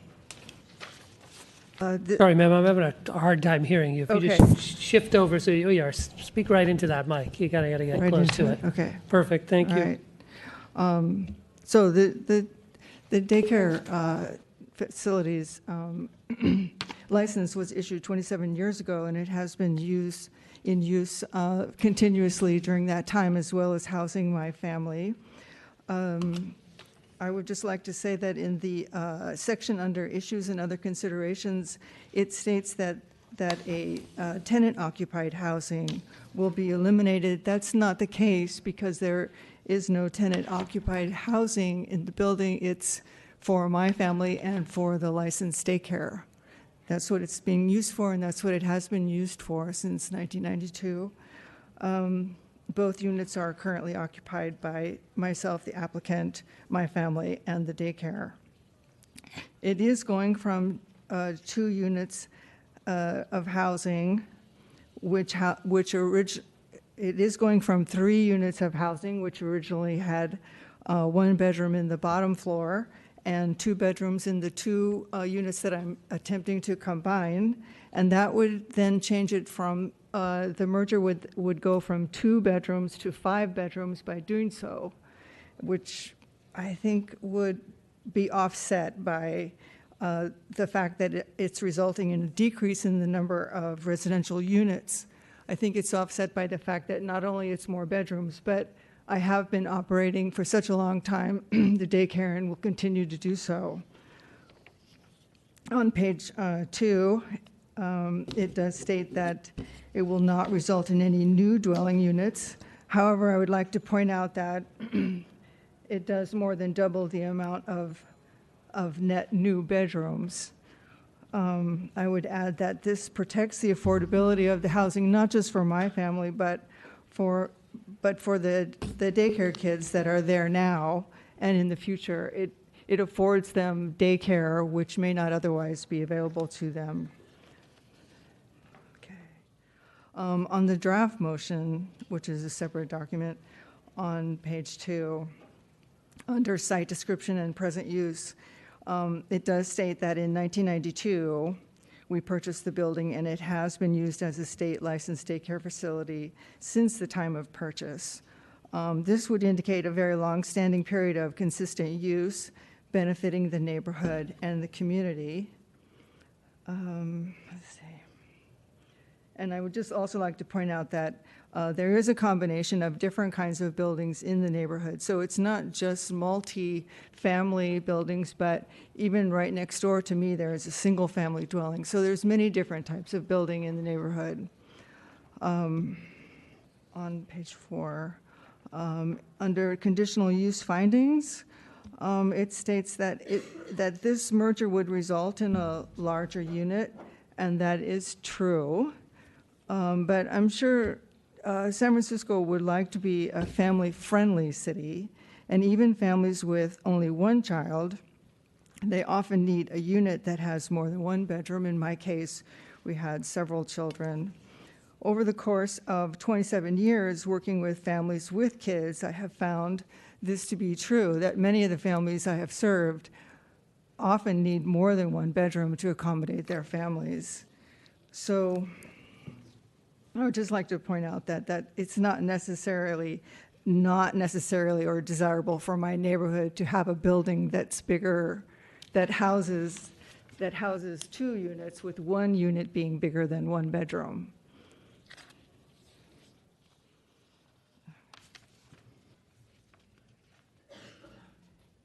On page 7, under residential merger, section 317 G2, it addresses whether or not this would eliminate owner-occupied housing.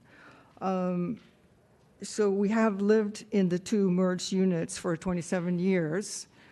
So if the court disapproves, then you would be eliminating, in my view, owner-occupied housing, because we have lived there so long in the 2 merged units, the 2 one-bedroom merged units.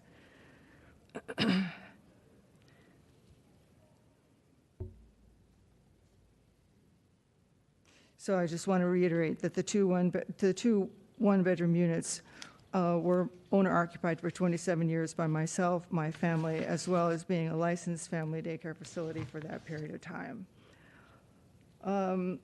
This section also asks whether or not the merger would be intended for owner occupancy, so the answer is yes.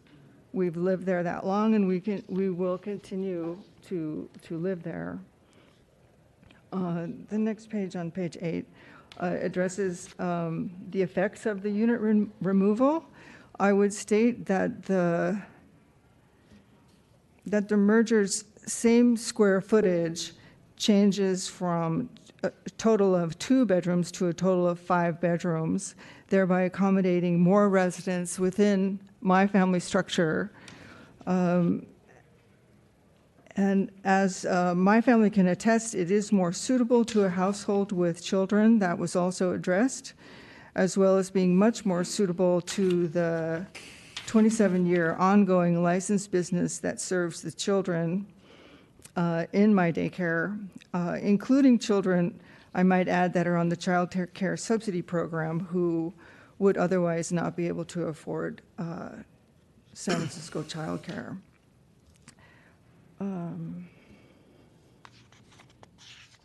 Down the page in section F, it specifically asks about the number of bedrooms that would be changed. So in addressing this section F, the separate units housed 2 bedrooms, but the merged units house 5 bedrooms. This is shown on the former usage plans provided and the current usage plans provided. At the bottom of the page, in bold letters, it points out objective 2. It's called a housing element, objectives and policies. The way I would address objective 2 is that the safety standards are promoted when a large family living together, such as mine, along with the accompanying licensed daycare facility, when we all use one kitchen, it's safer than using 2 kitchens. On page 7, there's an objective 3 and 4, and the way that I would address those is a merger of 2 one-bedroom units does promote affordability, not just for my family, but by extension for other San Francisco families via the services provided by the daycare to the families and their children for close to 3 decades. And when you think about the length of time that the home daycare has been in operation, that has met the needs of certainly many residents of San Francisco. Objective 4, after all, does state that the commission should hopefully foster housing that meets the needs of all residents across life cycles. So I think that this could be one of the most important objectives because it does speak to at least one of the 3 Ps that you brought up at the beginning of the afternoon session about protecting existing residents. I would hope that that would include children. I would ask that such life cycles include the infants, the toddlers, the pre-kindergartners, and others that I care for in my child care. By others, I would also include that I provide after-school care to local children. I also provide evening care and weekend care. I'm located very close to 2 hospitals. So over the past years, I've taken care of many kids where the parents are working as nurses and doctors and medical staff in these hospitals. And I've also provided care to a number of single-parent families. Ma'am, your time is up. My time is up. All right, thank you. We may have questions. We're first going to open this up for public comment on this item. Any public comment on 461 Ashbury? No, seeing none, we'll close public comment. Commissioners, Commissioner Richards? This question for staff.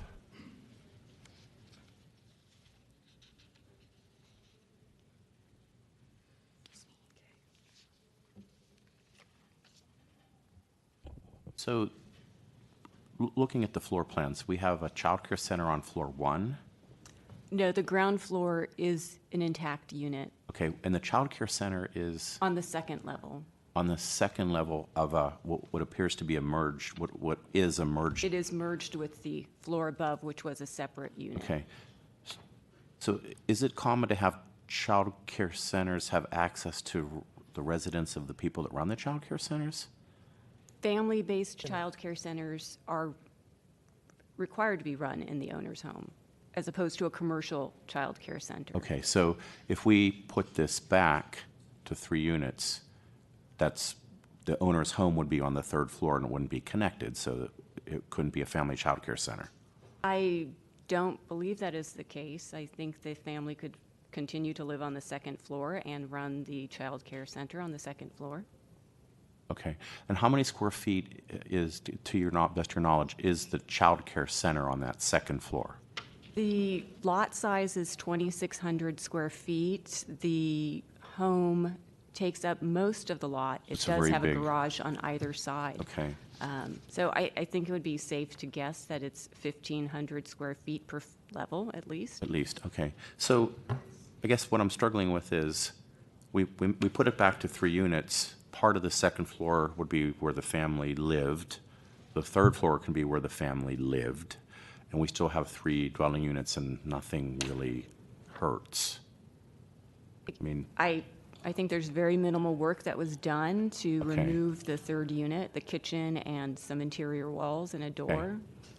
okay, and family can still live there? Yes? Okay. Nope, at this point. Any additional any additional commissioner comments?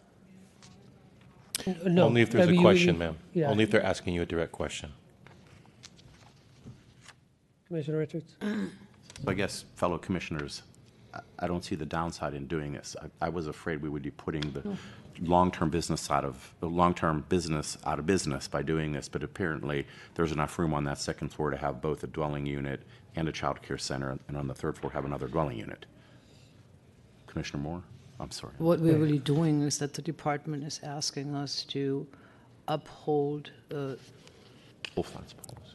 what this building originally is, not legalize the use as it's currently being conducted in the merged floors, but we are not saying the business cannot continue, nor can we demand of how the 3rd unit is being dealt with. We just need to return the 3rd unit based on the department's instruction and analysis to its intended use and to its intended functioning in the district and housing count. All right. Yeah, I mean, I'd certainly support the department's recommendation. It's, the building can go back to the way it was, but I think what we're concerned is the long-term preservation of units. You and your family can certainly live in the building, in the units, but I think, we've got a responsibility to maintain the number of units and not eliminate or merge existing rent control units. So I'd certainly support the department's recommendation if there was a motion. Would you restate your motion, please, Commissioner Richards? Or state one. Commissioner Richards. Move to disapprove. Second. There's nothing further, Commissioners. There's a motion that has been seconded to disapprove this conditional use authorization. On that motion, Commissioner Fong? Aye. Commissioner Johnson? Aye. Commissioner Koppel? Aye. Commissioner Moore? Aye. Commissioner Richards? Aye. Commissioner Melgar?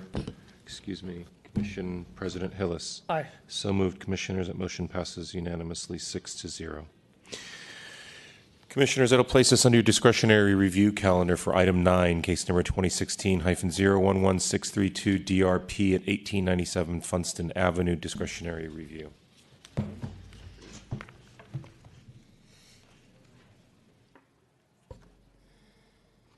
There we go. Good afternoon, President Hillis and Commissioners, and David Winslow, Staff Architect. The item before you is a public-initiated request for a discretionary review of building permit application 2016-0712.2094 to construct a new 3,639 square foot, 4-story, 2-story at the street, single-family house consisting of 3 bedrooms at 1897 Funston Avenue on a vacant 28 by 108 downslope lot adjacent to Ariel Way. The height of the new building from the street would be approximately 22 feet with an upper floor roof 4 feet higher, set back approximately 20 feet from the building front. A deck is on the top of the second floor at the rear. The DR requester's concerns include 5 primary issues.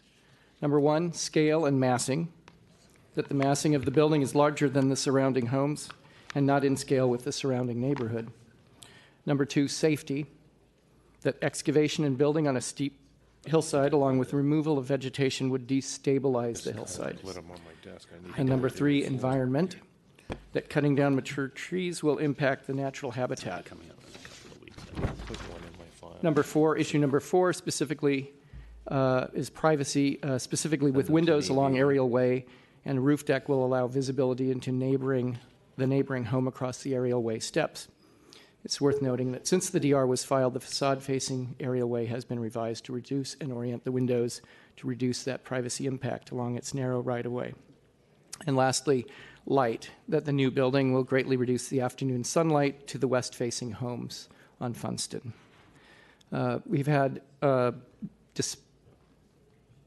in addition to the DR requesters, no letters of opposition nor letters of support. Our recommendation, the department has reviewed the project and finds the project meets the standards of the residential design guidelines with respect to scale and massing of the context, and that any reduction of light created by this building is not an exceptional nor extraordinary condition, and that although Ariel Way is 20 feet wide, it is a public right-of-way, warranting the design of the proposed building as a main facade, but with windows sized and located to respect the neighboring building across the way. Furthermore, CEQA review acknowledged the site is in a landslide zone and requires a geotechnical report as a part of the permitting. The Planning Department recommends that the Commission not take the DR and approve the project as proposed, as the project has been modified to further minimize any privacy concerns to the property across Ariel Way and does not present any exceptional or extraordinary circumstances that would justify further modifications to a code-compliant project. This concludes the department's presentation, and I am happy to answer questions. Thank you. Thank you, Mr. Winslow. DR requester? Welcome.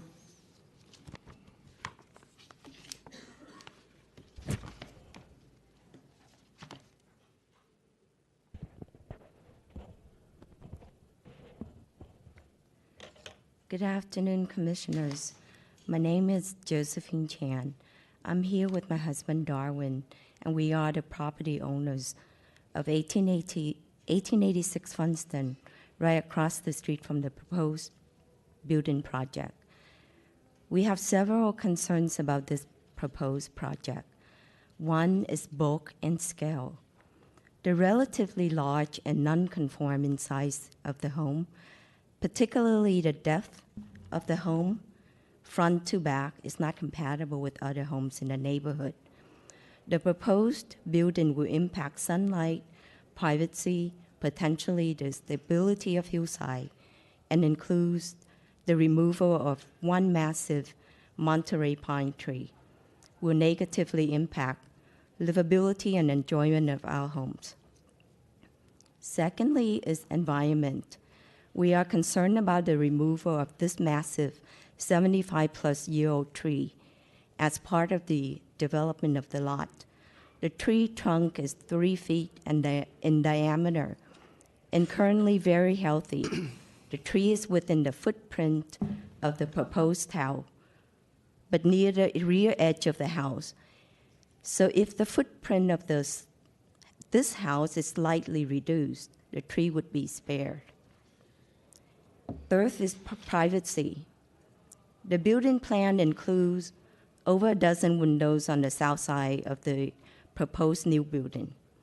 Because of the bulk and scale of the proposed house, anyone standing on its rear deck and several windows on the south and west sides of the house will be able to see clearly into neighboring home. Fourth is sunlight. Our home is directly across from the new proposed house and receive the lights from window, primarily from the west-facing second-story windows. The proposed house will reduce the available light at our home in the afternoon sun. However, we acknowledge that the project sponsor has made some accommodation by flattening the roof line towards the front of the house. Fifth is safety. We know that examination of slope stability issues is conducted by the building inspection department. However, we want to put on the record our concern about potential negative consequences on slope stability of the removal of vegetation and a massive Monterey pine tree. Removing this tree would allow the house to cover a larger footprint, but it is this tree and vegetation that support the steep hillside, prevent erosion, and minimize the risk of landslides. Therefore, we are extremely concerned that excavating half of the hillside lot to build this proposed house will put all of the house on the west side of Funston and those below property in jeopardy.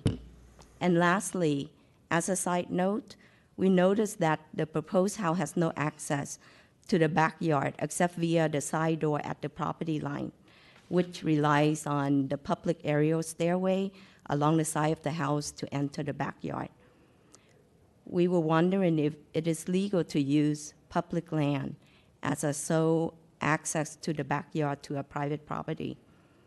In summary, we would like Commissioner to require that the project be further scaled back, front to back, to address concern about bulk and scale, privacy issues, which also would allow for preservation of the historic Monterey pine tree.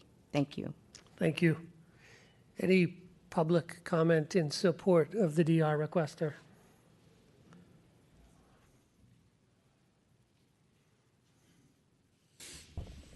Good afternoon, Commissioners. My name is Guillaume Lollet. I'm also I'm the owner of the street on the other side of the street, 1880 Funston.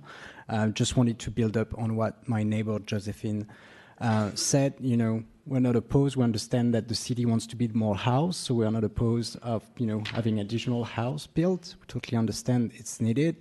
Just wanted to point out the size of this project. In comparison, this house is, in comparison to the house where we live in, almost 4 times the size, and we don't find it very harmonious with the house next door. We found that potentially it could be further revised in terms of scale. As Josephine pointed out as well, I think the fact that we will be removing vegetation and trees which are like close to a century old is a significant change. And lastly, just as you probably are aware of this area, there are like massive hills. It's extremely steep. So having such a large house getting built on this steep hill raised some concern in the neighborhood in terms of safety. So thank you very much for taking into consideration those points. Thank you. Any additional public comment in support of the DR?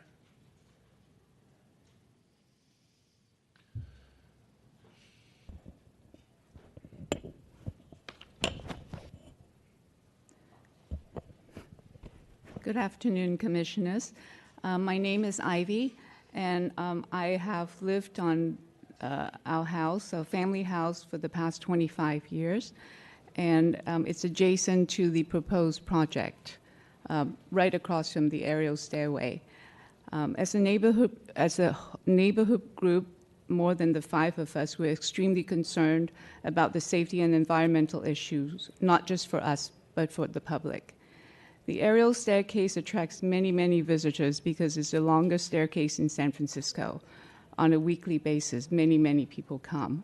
And I think the construction of this massive project and taking out trees, possibly more than one, and certainly the most majestic tree that's 75 years old, will so negatively impact both the character and the spirit of the neighborhood.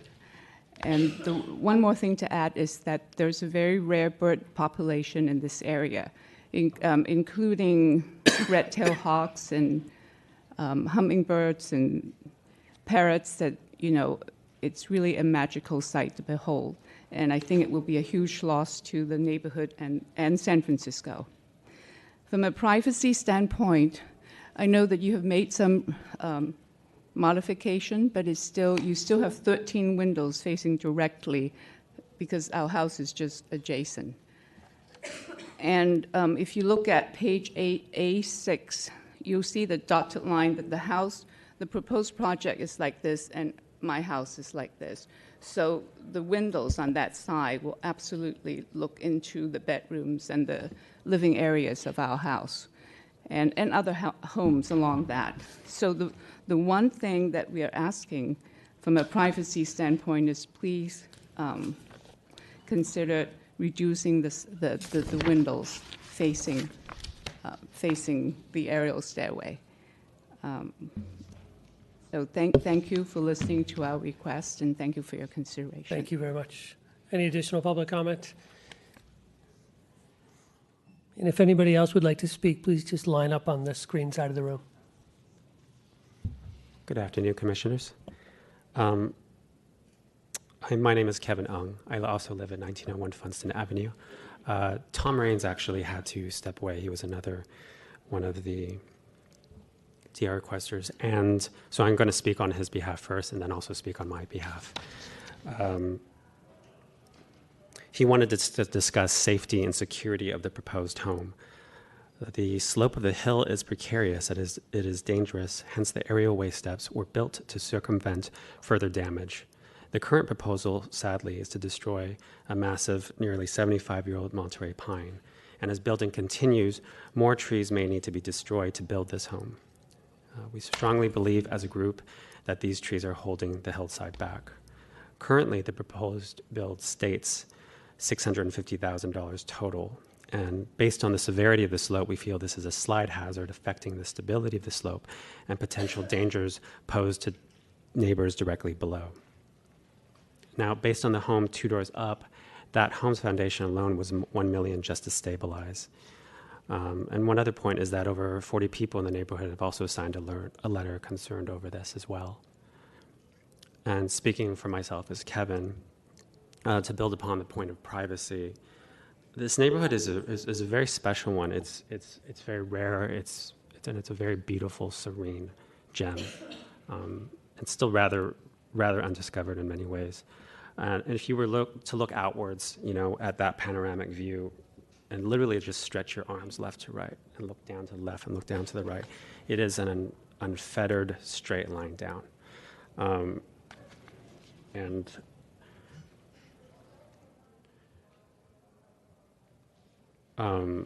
And with the new house, the building goes so far back with all its invasive windows that it effectively sort of destroys that feeling and sets a rather upsetting precedent since there are no other houses that do so. Thanks so much. Great, thank you.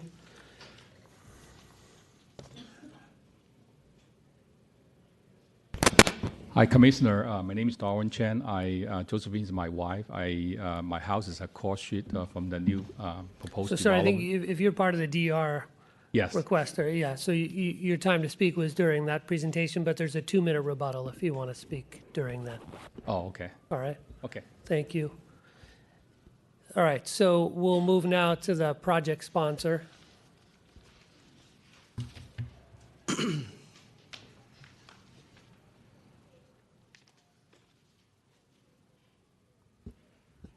Hi, good afternoon. My name is Stephen Lee, and I'm the owner of the lot across the street that we're trying to build a house on.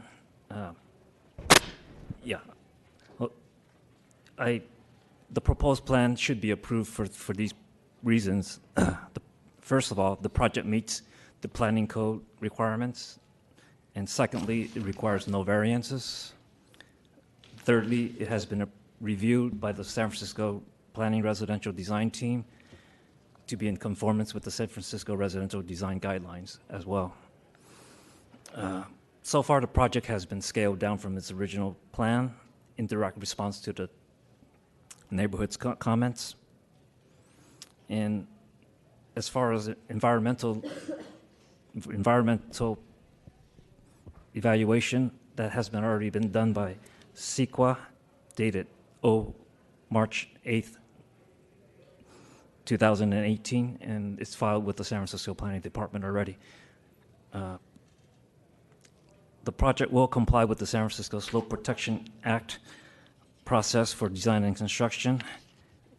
In December 8th, 2017, Rockridge Geotechnical conducted a safety report to evaluate the landslide, slopes, hazard stability, site seismicity, grading, foundation type, and concluded that the current proposed plan can be constructed as planned.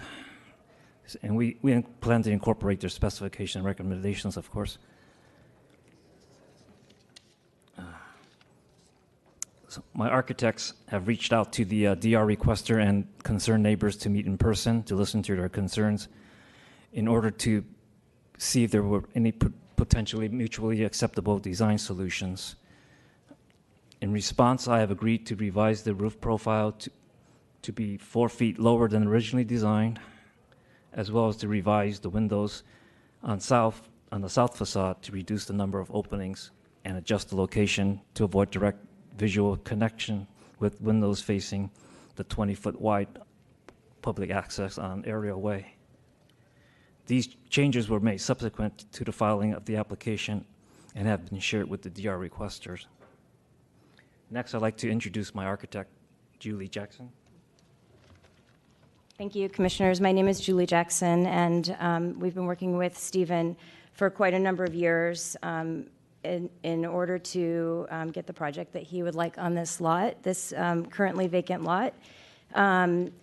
Several years ago, we had our pre-application meeting with the community. We heard a lot of concerns at that point. We had a much deeper building, higher building. We've reduced the project significantly, actually reallocated the entire building. It's an entirely new building design. If I can just show you a couple images.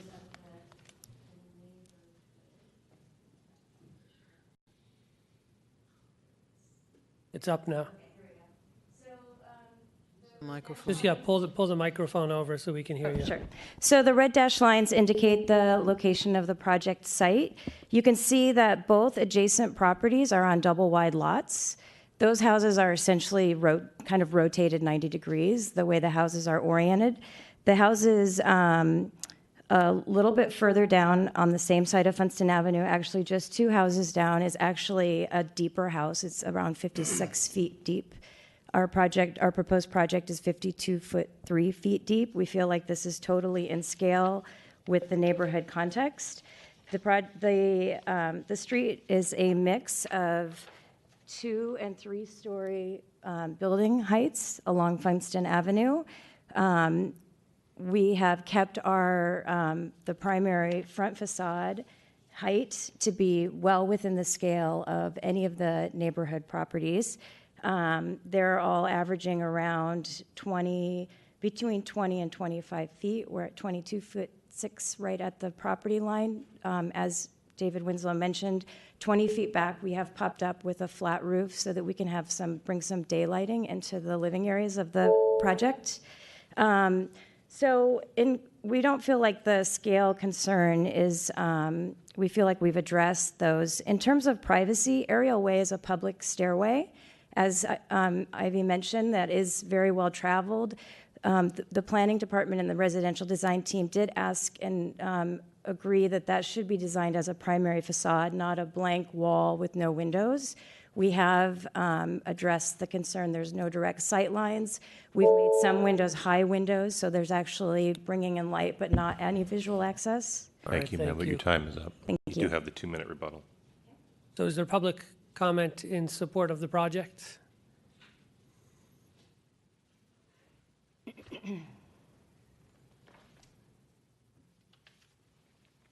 Hi, my name's Regina Kwan. Thank you for hearing us. I'm in support of Stephen's project because Stephen had promised to build me a dream house, and this was it. It was supposed to be a bigger scale with an elevator for our twilight years, which is now, and we had to get rid of the elevator because... You're part of the project team? Not really. He's the wife. Not legally. Maybe one day. Since we're in City Hall, I said, License Bureau's down the hall. Anyway, getting back to the matter. We wanted to build a dream home in San Francisco. We were both born and raised here. We were both born in Chinatown, Chinese hospital. I unfortunately left San Francisco, and I've always wanted to come back to San Francisco. And I met Steve 9 years ago, and he made that dream come true. So I'm back in San Francisco, and we wanted to build this home. So please, please help us build our dream home. Thank you. Any additional public comment? All right, so DR requester, you've got a 2-minute rebuttal.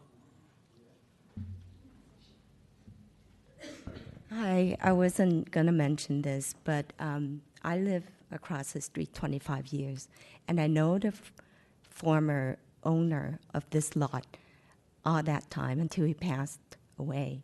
And he always told me, for that number of years I've been there, he never wanted to sell the lot to his nephew to build anything because Stephen, he's a real estate agent, and he wanted to build. And the owner specifically told me that he wanted to keep the trees there for the birds and the environment.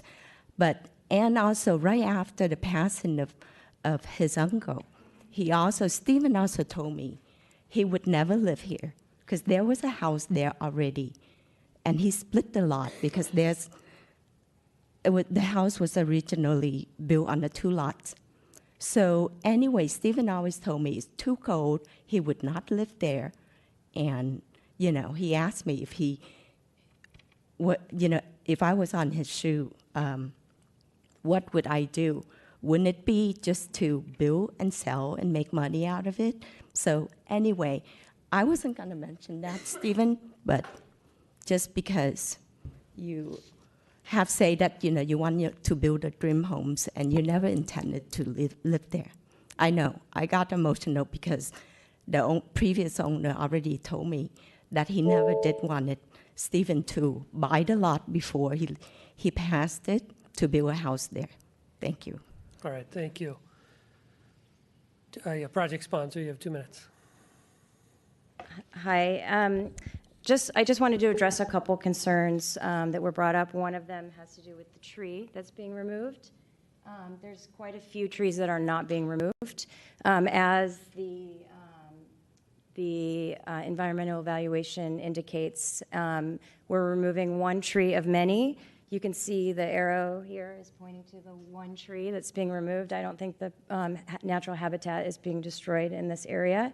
As previously mentioned, we will be following all the requirements of the San Francisco Slope Act ordinance.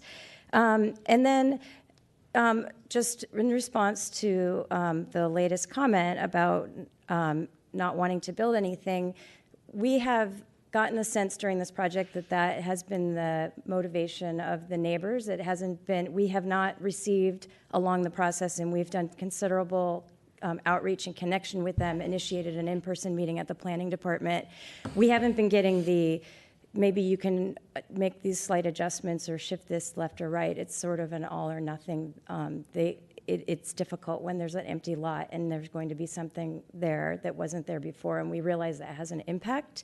But every property owner has a right to develop their property. And I know that Stephen has full intention of using this as his home for his family, for his children, for his future grandchildren. So I can assure you that this is not a spec house, and this house is within the scale of the neighborhood context. Thank you very much. All right, thank you. So we'll close this portion of the hearing and open it up to commissioner comments and questions. Commissioner Moore.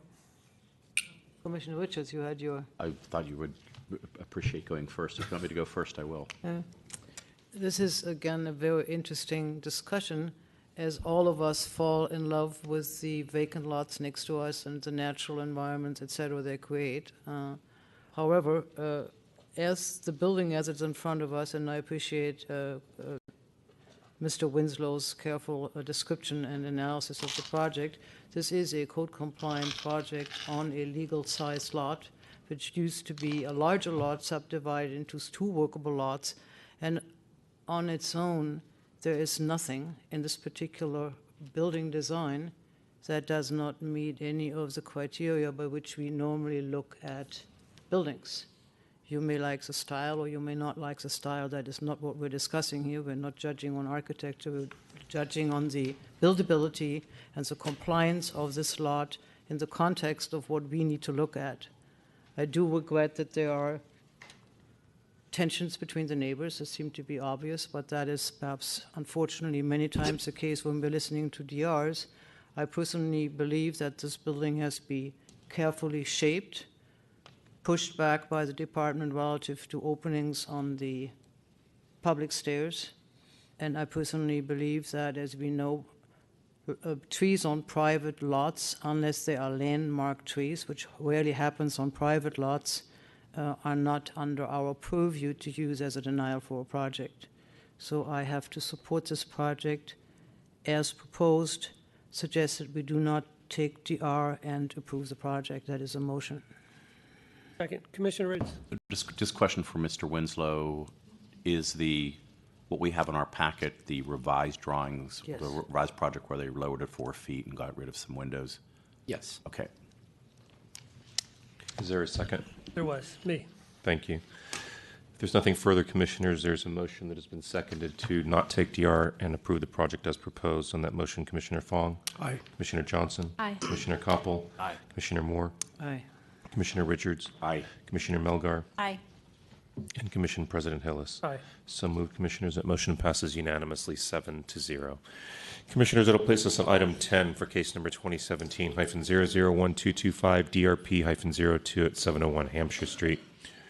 Please note that on April 19th, 2018, after hearing and closing public comment, you continued this matter where it was subsequently continued again to today by a vote of 7-0. As this is the second time you're hearing this matter, Commissioners, Commission President Hillis, what do you want to place the timing at? Typically, we do 3 and 1. It's a DR, right? So let's Yes. do, 3 and 1. Very good. So the project sponsor and the DR requesters will each receive 3 minutes, and public comment will be limited to 1 minute. And we could do a 1-minute rebuttal to Jonas on this. All right, as you wish. Good afternoon, President Hillis, members of the Commission. The item before you are 2 publicly initiated requests for discretionary review of a building permit application to convert approximately 1,200 square feet of garage space to 2 accessory dwelling units exterior modifications to the whole building, interior building remodel and reconfiguration of 2 of the existing units, and a 1-story vertical addition to the existing 3-story 6-unit building. As for the changes to the unit configuration with the current proposal, unit number 5 will be relocated to the proposed 4th floor, and unit number 6 would expand horizontally into the former space occupied by unit number 5. As mentioned, this item was last heard on April 19th and was continued twice to allow additional time for the project sponsor to discuss the project with the existing tenants. As an update, since that April 19th hearing date, additional 37 letters were submitted in opposition to the project for a total of 55 letters, and concerns raised were with the compatibility of the proposed project with the neighborhood and the adjacent historic district, loss of parking, the potential for eviction of tenants or displacement of tenants, the affordability of the units after remodeling, and then other issues related to the inconvenience and relocation of tenants. The department also received 4 letters of support noting the improvements to the building and the need for maintenance of the building. And then planning staff has also been contacted by 2 tenants as well as a project sponsor, communicating a desire to have additional time to reach an agreement. The department's recommendation to the commission was to not take DR and approve the project as proposed with the revisions, as the project is code compliant and with the revisions is consistent with the residential design guidelines and would add additional housing to the city's stock. This concludes staff's presentation. I'm happy to answer any questions. Thank you. We'll hear from the DR requester first. Ms. Fieber. Yep.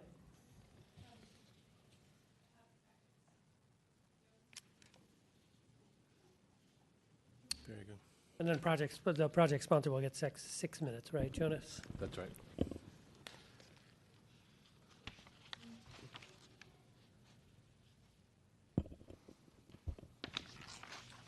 Go ahead. Okay, so I'm submitting to you a copy of the buyout offer that the landlord's attorney emailed to me. The owners are going to tell you how they're in negotiations with the tenants who previously appeared at the first DR. They've asked them to drop their objections in exchange for buyouts. It is, of course, up to the tenants if they want to take this personal choice, but that doesn't change anything with my organization's objections. In our world, buyouts are the same as evictions. In 2014, we passed Section 37.9E of the rent ordinance to prohibit condo conversions for 10 years when a buyout of 2 standard tenants has occurred or when senior or disabled tenant accepts a buyout. ADUs are also prohibited when there's been an eviction. The intention was to lessen the intense pressure tenants face with buyout offers by reducing the potential profits for a speculator if they can get the tenant out of the way. We calculate that a building that is offered vacant can increase the sale price by 20%, so a few $1,000s in buyouts is chump change. The buyout legislation benefits us all by limiting housing prices after tenants have been actively displaced.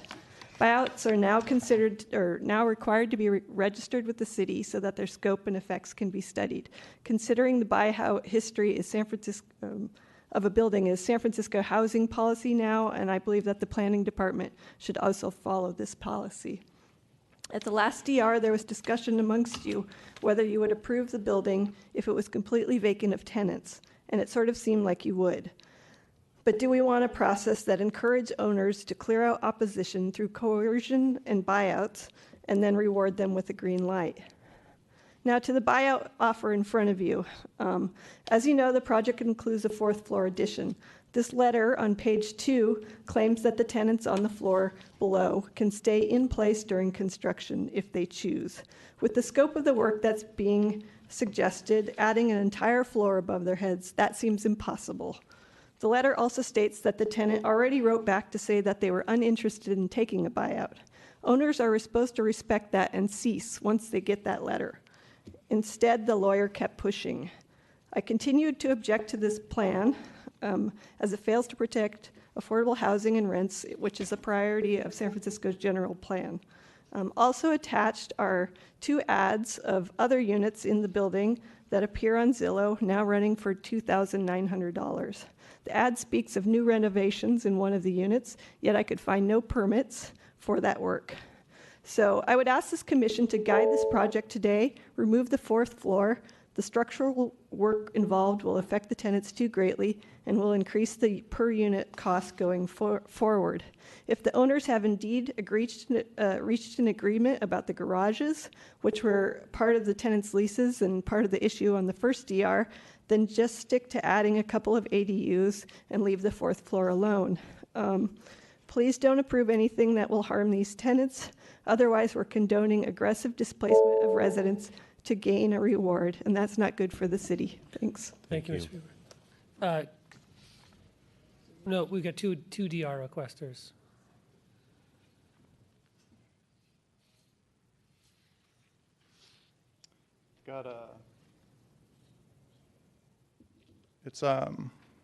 Sorry, Trevor Summers. I filed the second DR.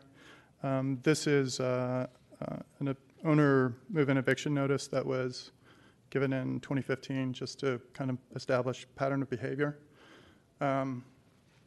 So I'd like to briefly just say that in the last DR hearing, there was 2 things that the commission kind of said. They said that if the building was empty, the plan would be approved. They also said that if there was no 4th floor, the plan would be approved. And I'd like to note that the project sponsors, in the 5 months since that meeting, have not submitted any new plans. And they've used that time to continue to pressure the tenants to accept buyouts and leave. So I've got a letter that I want to read from the property owner next door at 2525 19th Street. I apologize I'm not able to attend this meeting in person. I was not informed about it, and I wasn't aware of it until Tuesday of this week. And that did not give me time to rearrange my schedule. I have not seen any new plans despite asking for them repeatedly. The owner had ignored my emails to be included in the process. I did not look at the old plans attached to this meeting, but it is difficult for me to follow them. I did look at them. Dates change and jump around, and some of them even have future dates. At the discretionary review, the sponsors promised to take objections into consideration and come back with new plans. They have not done so. They have just continued to work on their old strategy of coercing and evicting existing tenants, this time by rent evictions. I continue to oppose the project for all the reasons I set out in the initial discretionary review. I previously submitted more than 50 objection letters from immediate neighbors, and those still stand. At this point, my main objections are to the way the owners, Mark Caldwell and Christina Tran, are conducting their business. They have bullied existing tenants and made their lives miserable. They own multiple properties in the city and the surrounding area and have a long history of evicting tenants. According to the eviction history document for this property, they have begun trying to evict long-standing tenants in 2015, which they had to rescind. They have tried various eviction notices for late payment, deliberately issued during tenants' planned vacations. They have lied to neighbors about their intentions. They are aiming to line their own pockets by presenting a thin veneer of adding a couple of affordable units. This they are definitely not doing. They're taking a building that used to be rent-controlled and below market rent and making the vast majority of it market rate units, further lining their own pockets at the expense of San Francisco's affordable housing crisis. The proposed 4th floor does not add any additional units to the building at all. It forces them to move a tenant for no reason other than to create luxury units to maximize their profit. It is my belief that the owners are adding a 4th story as part of their retrofit plan, giving them a loophole option of forcing tenants to move out for longer. This is not the first time we're hearing about these rent evictions. By approving this plan, you would legitimize this kind of abasement of human rights. Your time is up, sir. Thank you. No, sorry, Brett. We have public comment first. Okay, sorry. In support of the DR. I must be late for something. That's what I'm. Yeah.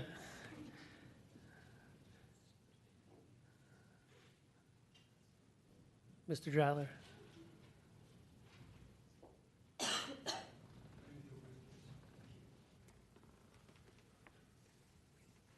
Mr. O'Riordan's August 30th presentation before the Planning Commission is a demonstration of the significant progress the Planning Commission and the Building Inspection Commission have made over the last 8 months in addressing common problems.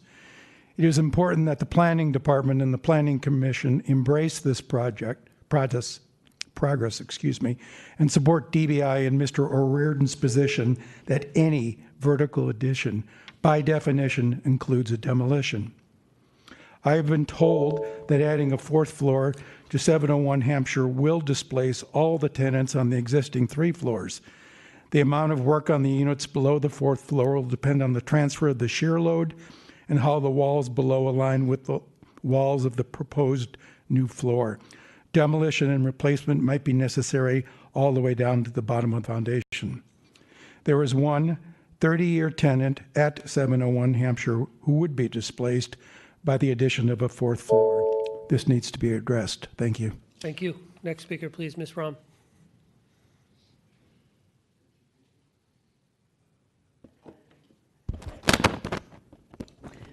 No, that's good. Thank you. Good afternoon, Commissioners. Ozzie Roan with Noe Neighborhood Council and San Francisco Land Use Coalition. I just want to draw your attention to the point that is at the heart of this case. Adding vertically will cause work in the units below the addition all the way down to the foundation. If the walls upstairs do not align with the below, then transfer of shear would have to occur either across the floor above or the ceiling of the unit below. To demonstrate this to you, I brought these 2 boxes you could see. You could tell me how they are planning on adding this second box to this one, which is the 4th floor, without opening the original building. It is impossible. The owners have already reaped the benefits of buying a whole building for a song because it was tenant occupied. They have done work illegally with no permit. They put these units up as evidenced by, overhead please. Your time is up.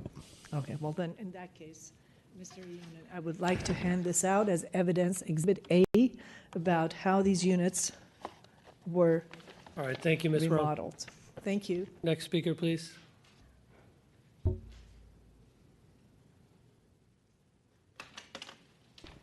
Good afternoon, Teresa Flandrick. I'm here in terms of one of the last standing tenants, happens to be a senior. I understand there had been other seniors at one point also in this building.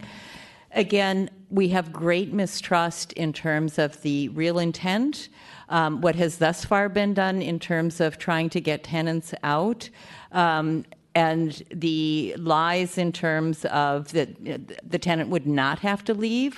How can you not be forced out? So again, it is the same thing with rent evictions by an owner of the building who first started with an OMI, 3 bogus evictions, et cetera. And now, as Mr. Gladstone said in asking for continuance, the tenant is seeking an attorney and thus would need more time. The onus is on the tenant. And this is a horrible position for them to be in and be coerced on a regular basis, and we know this. It's the reason we did put legislation in place that we not reward these types of behaviors. So please do not do this. Thank you, Ms. Flandrick. Any additional public comment in support of the DR? Okay, Mr. Gladstone. Thank you, and thank you for giving me 6 minutes. First of all, Commissioner President, thank you for allowing me to speak first about the continuance.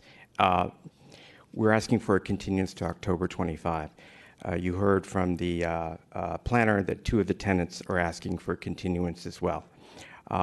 If you have a chance to ask many of the speakers who just spoke whether they're representing the tenants or representing a cause or representing what kind of building they want to see as opposed to the tenants, it'd be great if. But I don't believe they tonight are representing tenants who have asked for a continuance.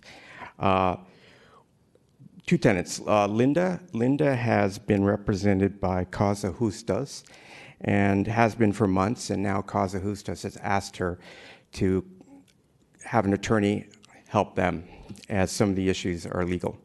The other, Yukako, has been working with an attorney, and they just want more time. I want to remind you that 3 tenants in the building have written letters of support to your planner. 2 have not. Those 2 are not here tonight to oppose. Those 2 are working with the client. We simply ask more time. I think that we should also keep in mind that there are, well, anyway, I think you should keep in mind that the tenants are working with us, not with me. I'm not a landlord tenant, and we ask for the more time. And the clients are focused on the relocation. It may be true that they focused originally on the buyout, and the client started an OMI well before I was involved because one of the clients wanted to move there. He changed his mind, he rescinded it. But since I've been involved, and that's the last 2 months, there's been no talk of forcing the tenants out through evictions. You know I don't condone that. I've been working with the tenant attorney representing my clients to make sure there are assurances such as no capital improvements pass through when the tenants come back. I've been talking about putting something in agreement with the tenants that if there are any revisions to what's proposed later, that these revisions have to come back to you no matter what they are, because I know speculators have made later revisions to cause relocations to take much, much longer, and then tenants consider not coming back, and you have a rent eviction. But I hope with that kind of a condition, we can deal with that, and I hope you give us the time. Just want to remind you what the benefits are of the project and talk about the benefits versus the downside of giving a continuance. First of all, we have a half a floor, 60% of what a floor could be, added to the top. That gives 3 more bedrooms to the top 2 floor units. They're tiny. We have 2 new ADUs. We have a 58-year-old building built like a motel with the shoddiest of construction and outdoor corridors, finally getting a useful life that's going to be expanded for perhaps 70, 80 years. And I think we have to remember that our existing housing is our most affordable housing. I think you should look at our existing housing. How do we increase its useful life? We sometimes have to have tenants relocate. There's some greater good here. The next tenant, and the next tenant after that, and the tenants 30 years from now. There are inconveniences. And we're just hoping that you allow us to make those inconveniences worth it by making sure the tenants don't have to suffer any more than they have to. And to the extent they have to be away, they're compensated for it. I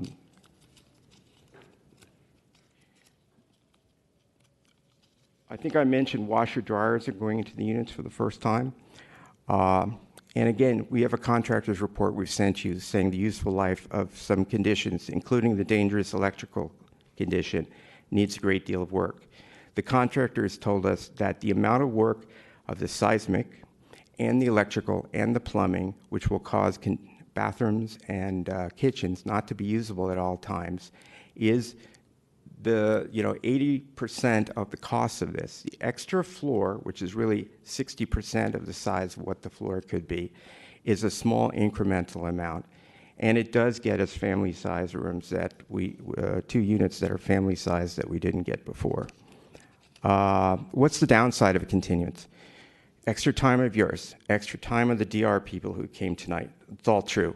But I just asked to look at the benefits versus the downside and asked you to consider an extra useful life of a large building, more units and all that, and whether it's worth a little more of your time.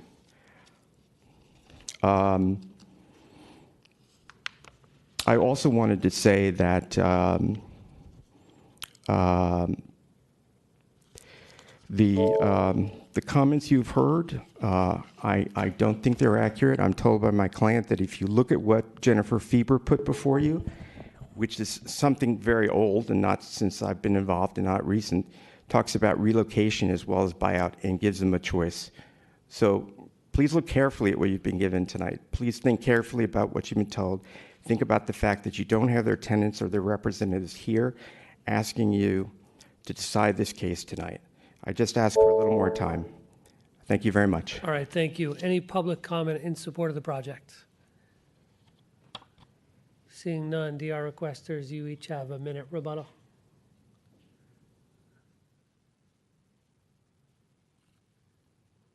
I just wanted to address the tenant part.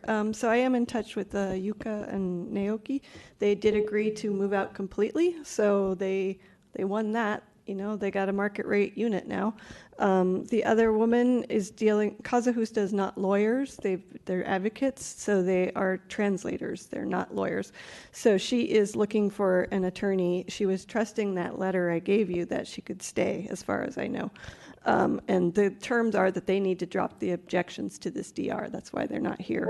You know, Carl Jensen was also offered relocation. I have good cause to not believe the word that the tenants are the ones that are being cared for here. All right, thank you.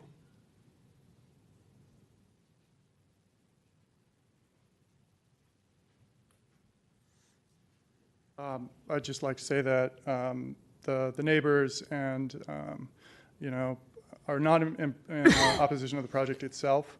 We're happy to work with the project sponsors, although they have not been cooperative. And we're super happy to see ADUs put in next door. And our primary concerns are, you know, the fact that they're adding a fourth story, and the fact that that's going to basically relocate all the tenants in the building. That's it. All right, thank you. Project sponsor, you have a minute. Well, first of all, I took a risk tonight. I've talked to you about the continuance. I haven't talked to you about the merits of the building. I haven't talked to you about things that we're going to do to change the facade to make it less slick. I haven't been able to talk to you tonight about some of the other benefits and some of the redesigns.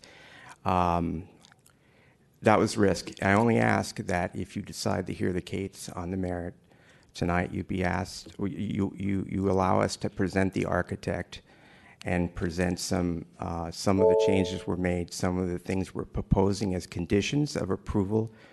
If you were so kind to give us a motion of approval. Again, I prefer we have that time. I prefer you give the tenants the time to decide whether to relocate or not. I leave that up to you. Thank you very much. All right, thank you. So that closes this portion of the hearing. Commissioner Richards. So let me just kind of try to sum this one up as best I can. It is slightly complicated. As we had with 505 Grandview, the addition of the fourth floor, which are not dwelling units but bedrooms, would require pretty much a seismic upgrade to the building, which would require the tenants to be relocated temporarily.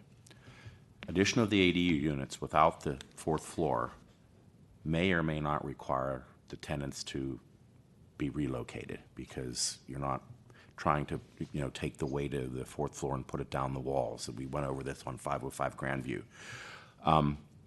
We're being asked for a continuance because I believe there were 6 tenants to start, and there's now 4 in the building? 2 left. There's 5, and there's an empty unit. Okay, There's so 5 tenants, and 3 support and 2 are being discussed with. Okay, so you started with 6 units that were full. Can we go over the history here? That's now vacant become vacant. It became vacant This is Christina Tran, one of the owners. Okay. It became vacant a few months ago, and at that point, Mark had moved in, I believe. Mark, the owner?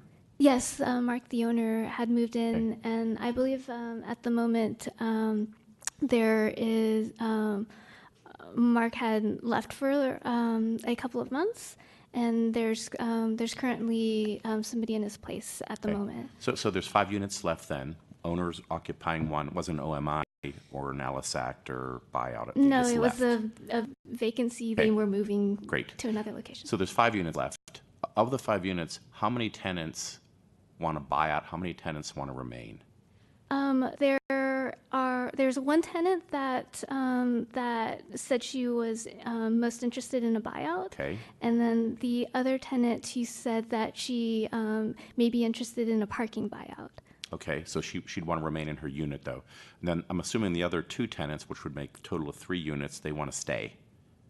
The other tenants do not want to. From what I understand, they have other plans during construction and would not stay.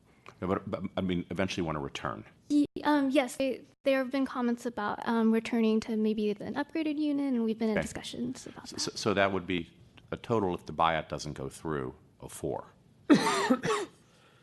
The one parking buyout, but the 2 who said they'd relocate but come back, that would be 3. Plus, if you don't have the buyout agreed to, you'd be have 4 units. The tenants would want to return. I'm not 100% sure of the plans of some of the other tenants, but their plans are compatible with the project. I know one of them wants to return. So is it your understanding that if you just do the ADUs, the people that want to remain in the building to continue living there can? If we just built the ADUs, we believe that we've gotten another opinion from a construction contractor that if the tenants want to remain in the building with the ADUs or with the 4th story, that we can work with them to remain in the building, although there will be a lot of disruption. We want to do what the tenants want to do. If they don't want to relocate, then we're working with them to provide what they request. We've also offered them the option to decide at a later time if they do during construction decide maybe they actually do want to relocate. We will provide that with them, and we've offered them relocation expenses beyond the 3-month limitation. It just whenever. Sure. So I mean, here's kind of where I'm landing. You know, we want to make sure that the tenants are taken care of. We want the building to be upgraded, and potentially allowing the 4th floor to help ensure that the tenants who were relocated or temporarily evicted, I guess, were able to remain in the neighborhood, not suffer financially, but still come back, could be a good trade-off for me. But you know, if we continue it and continuing to, you know, there has been alleged that, you know, continuing to pressure the tenants to leave. If you come back in October 27th and there's buildings completely vacant, I'm going to say, well, that wasn't really what I thought we were trying to do here. You were trying to negotiate a temporary relocation like the School of Music did, where there was a real assurance that they were to return. That's really, for me, what the issue is. I think that's what we've experienced over the last couple of months is there's been no, I mean, the goal, the end game is to get rid of all the tenants so you can go up another floor and build this. And I think it's bad. I think it's a bad precedent for I think you're kind of doing an ADU to kind of disguise the broader 4th floor of this building. So I think that's what's causing all your problems. I'd be supportive of some improvements to the ground floor in addition of ADUs. But no 4th floor. But no 4th floor. We've never. No, I didn't ask a question. No, I apologize. Thank you. Commissioner Melgar. Yeah, so I agree with your comments, Commissioner Hillis. I think it's a bad precedent, in terms of our policy. I think it invites the door for the displacement of rent-controlled tenants from these types of buildings in San Francisco. I think that, there is a way to add density to underbuild lots, and the way to do that is very strong tenant protections. And I think that we do not currently have those in terms of legislation. And I am just honestly not trusting that this is the way that it is going with you. We've just heard too much. There's too much history for this project for me to trust that it's going to happen. So I would be in support of, building the ADUs and doing some improvements, but not adding a 4th floor. Commissioner Moore. I think it represents all of our sentiment that the adding of the 4th floor is just too disruptive, particularly using Mr. O'Riordan's word, a 4th floor is actually a demolition, it's building a new building, and the impact on tenants is far too big.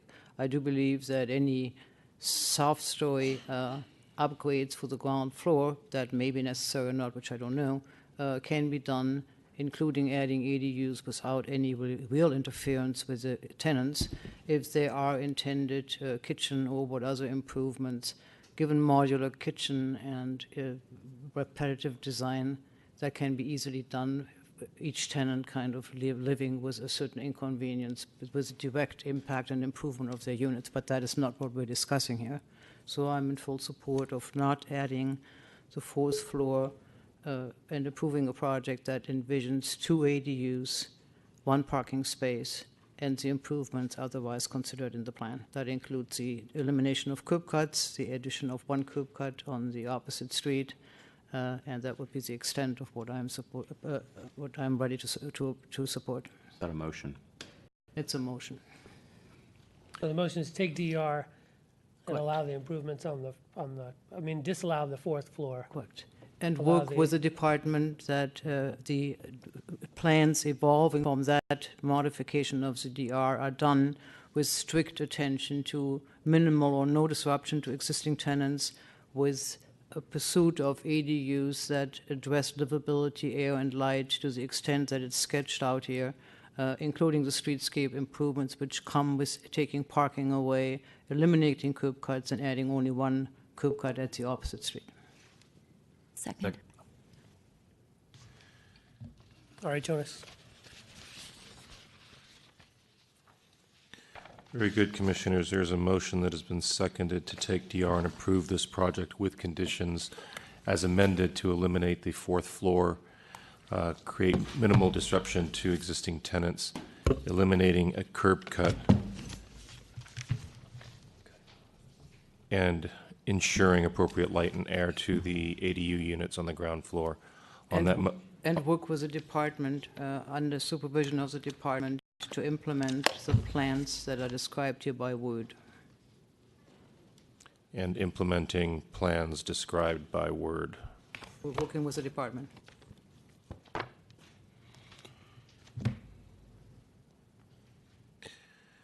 On that motion, Commissioner Johnson. Aye. Commissioner Koppel. Aye. Commissioner Moore. Aye. Commissioner Richards. Aye. Commissioner Melgar. Aye. And Commission President Hillis. Aye. So moved, Commissioners. That motion passes unanimously, 6-0. All right, and the meeting is adjourned. In memory of Burt Smith.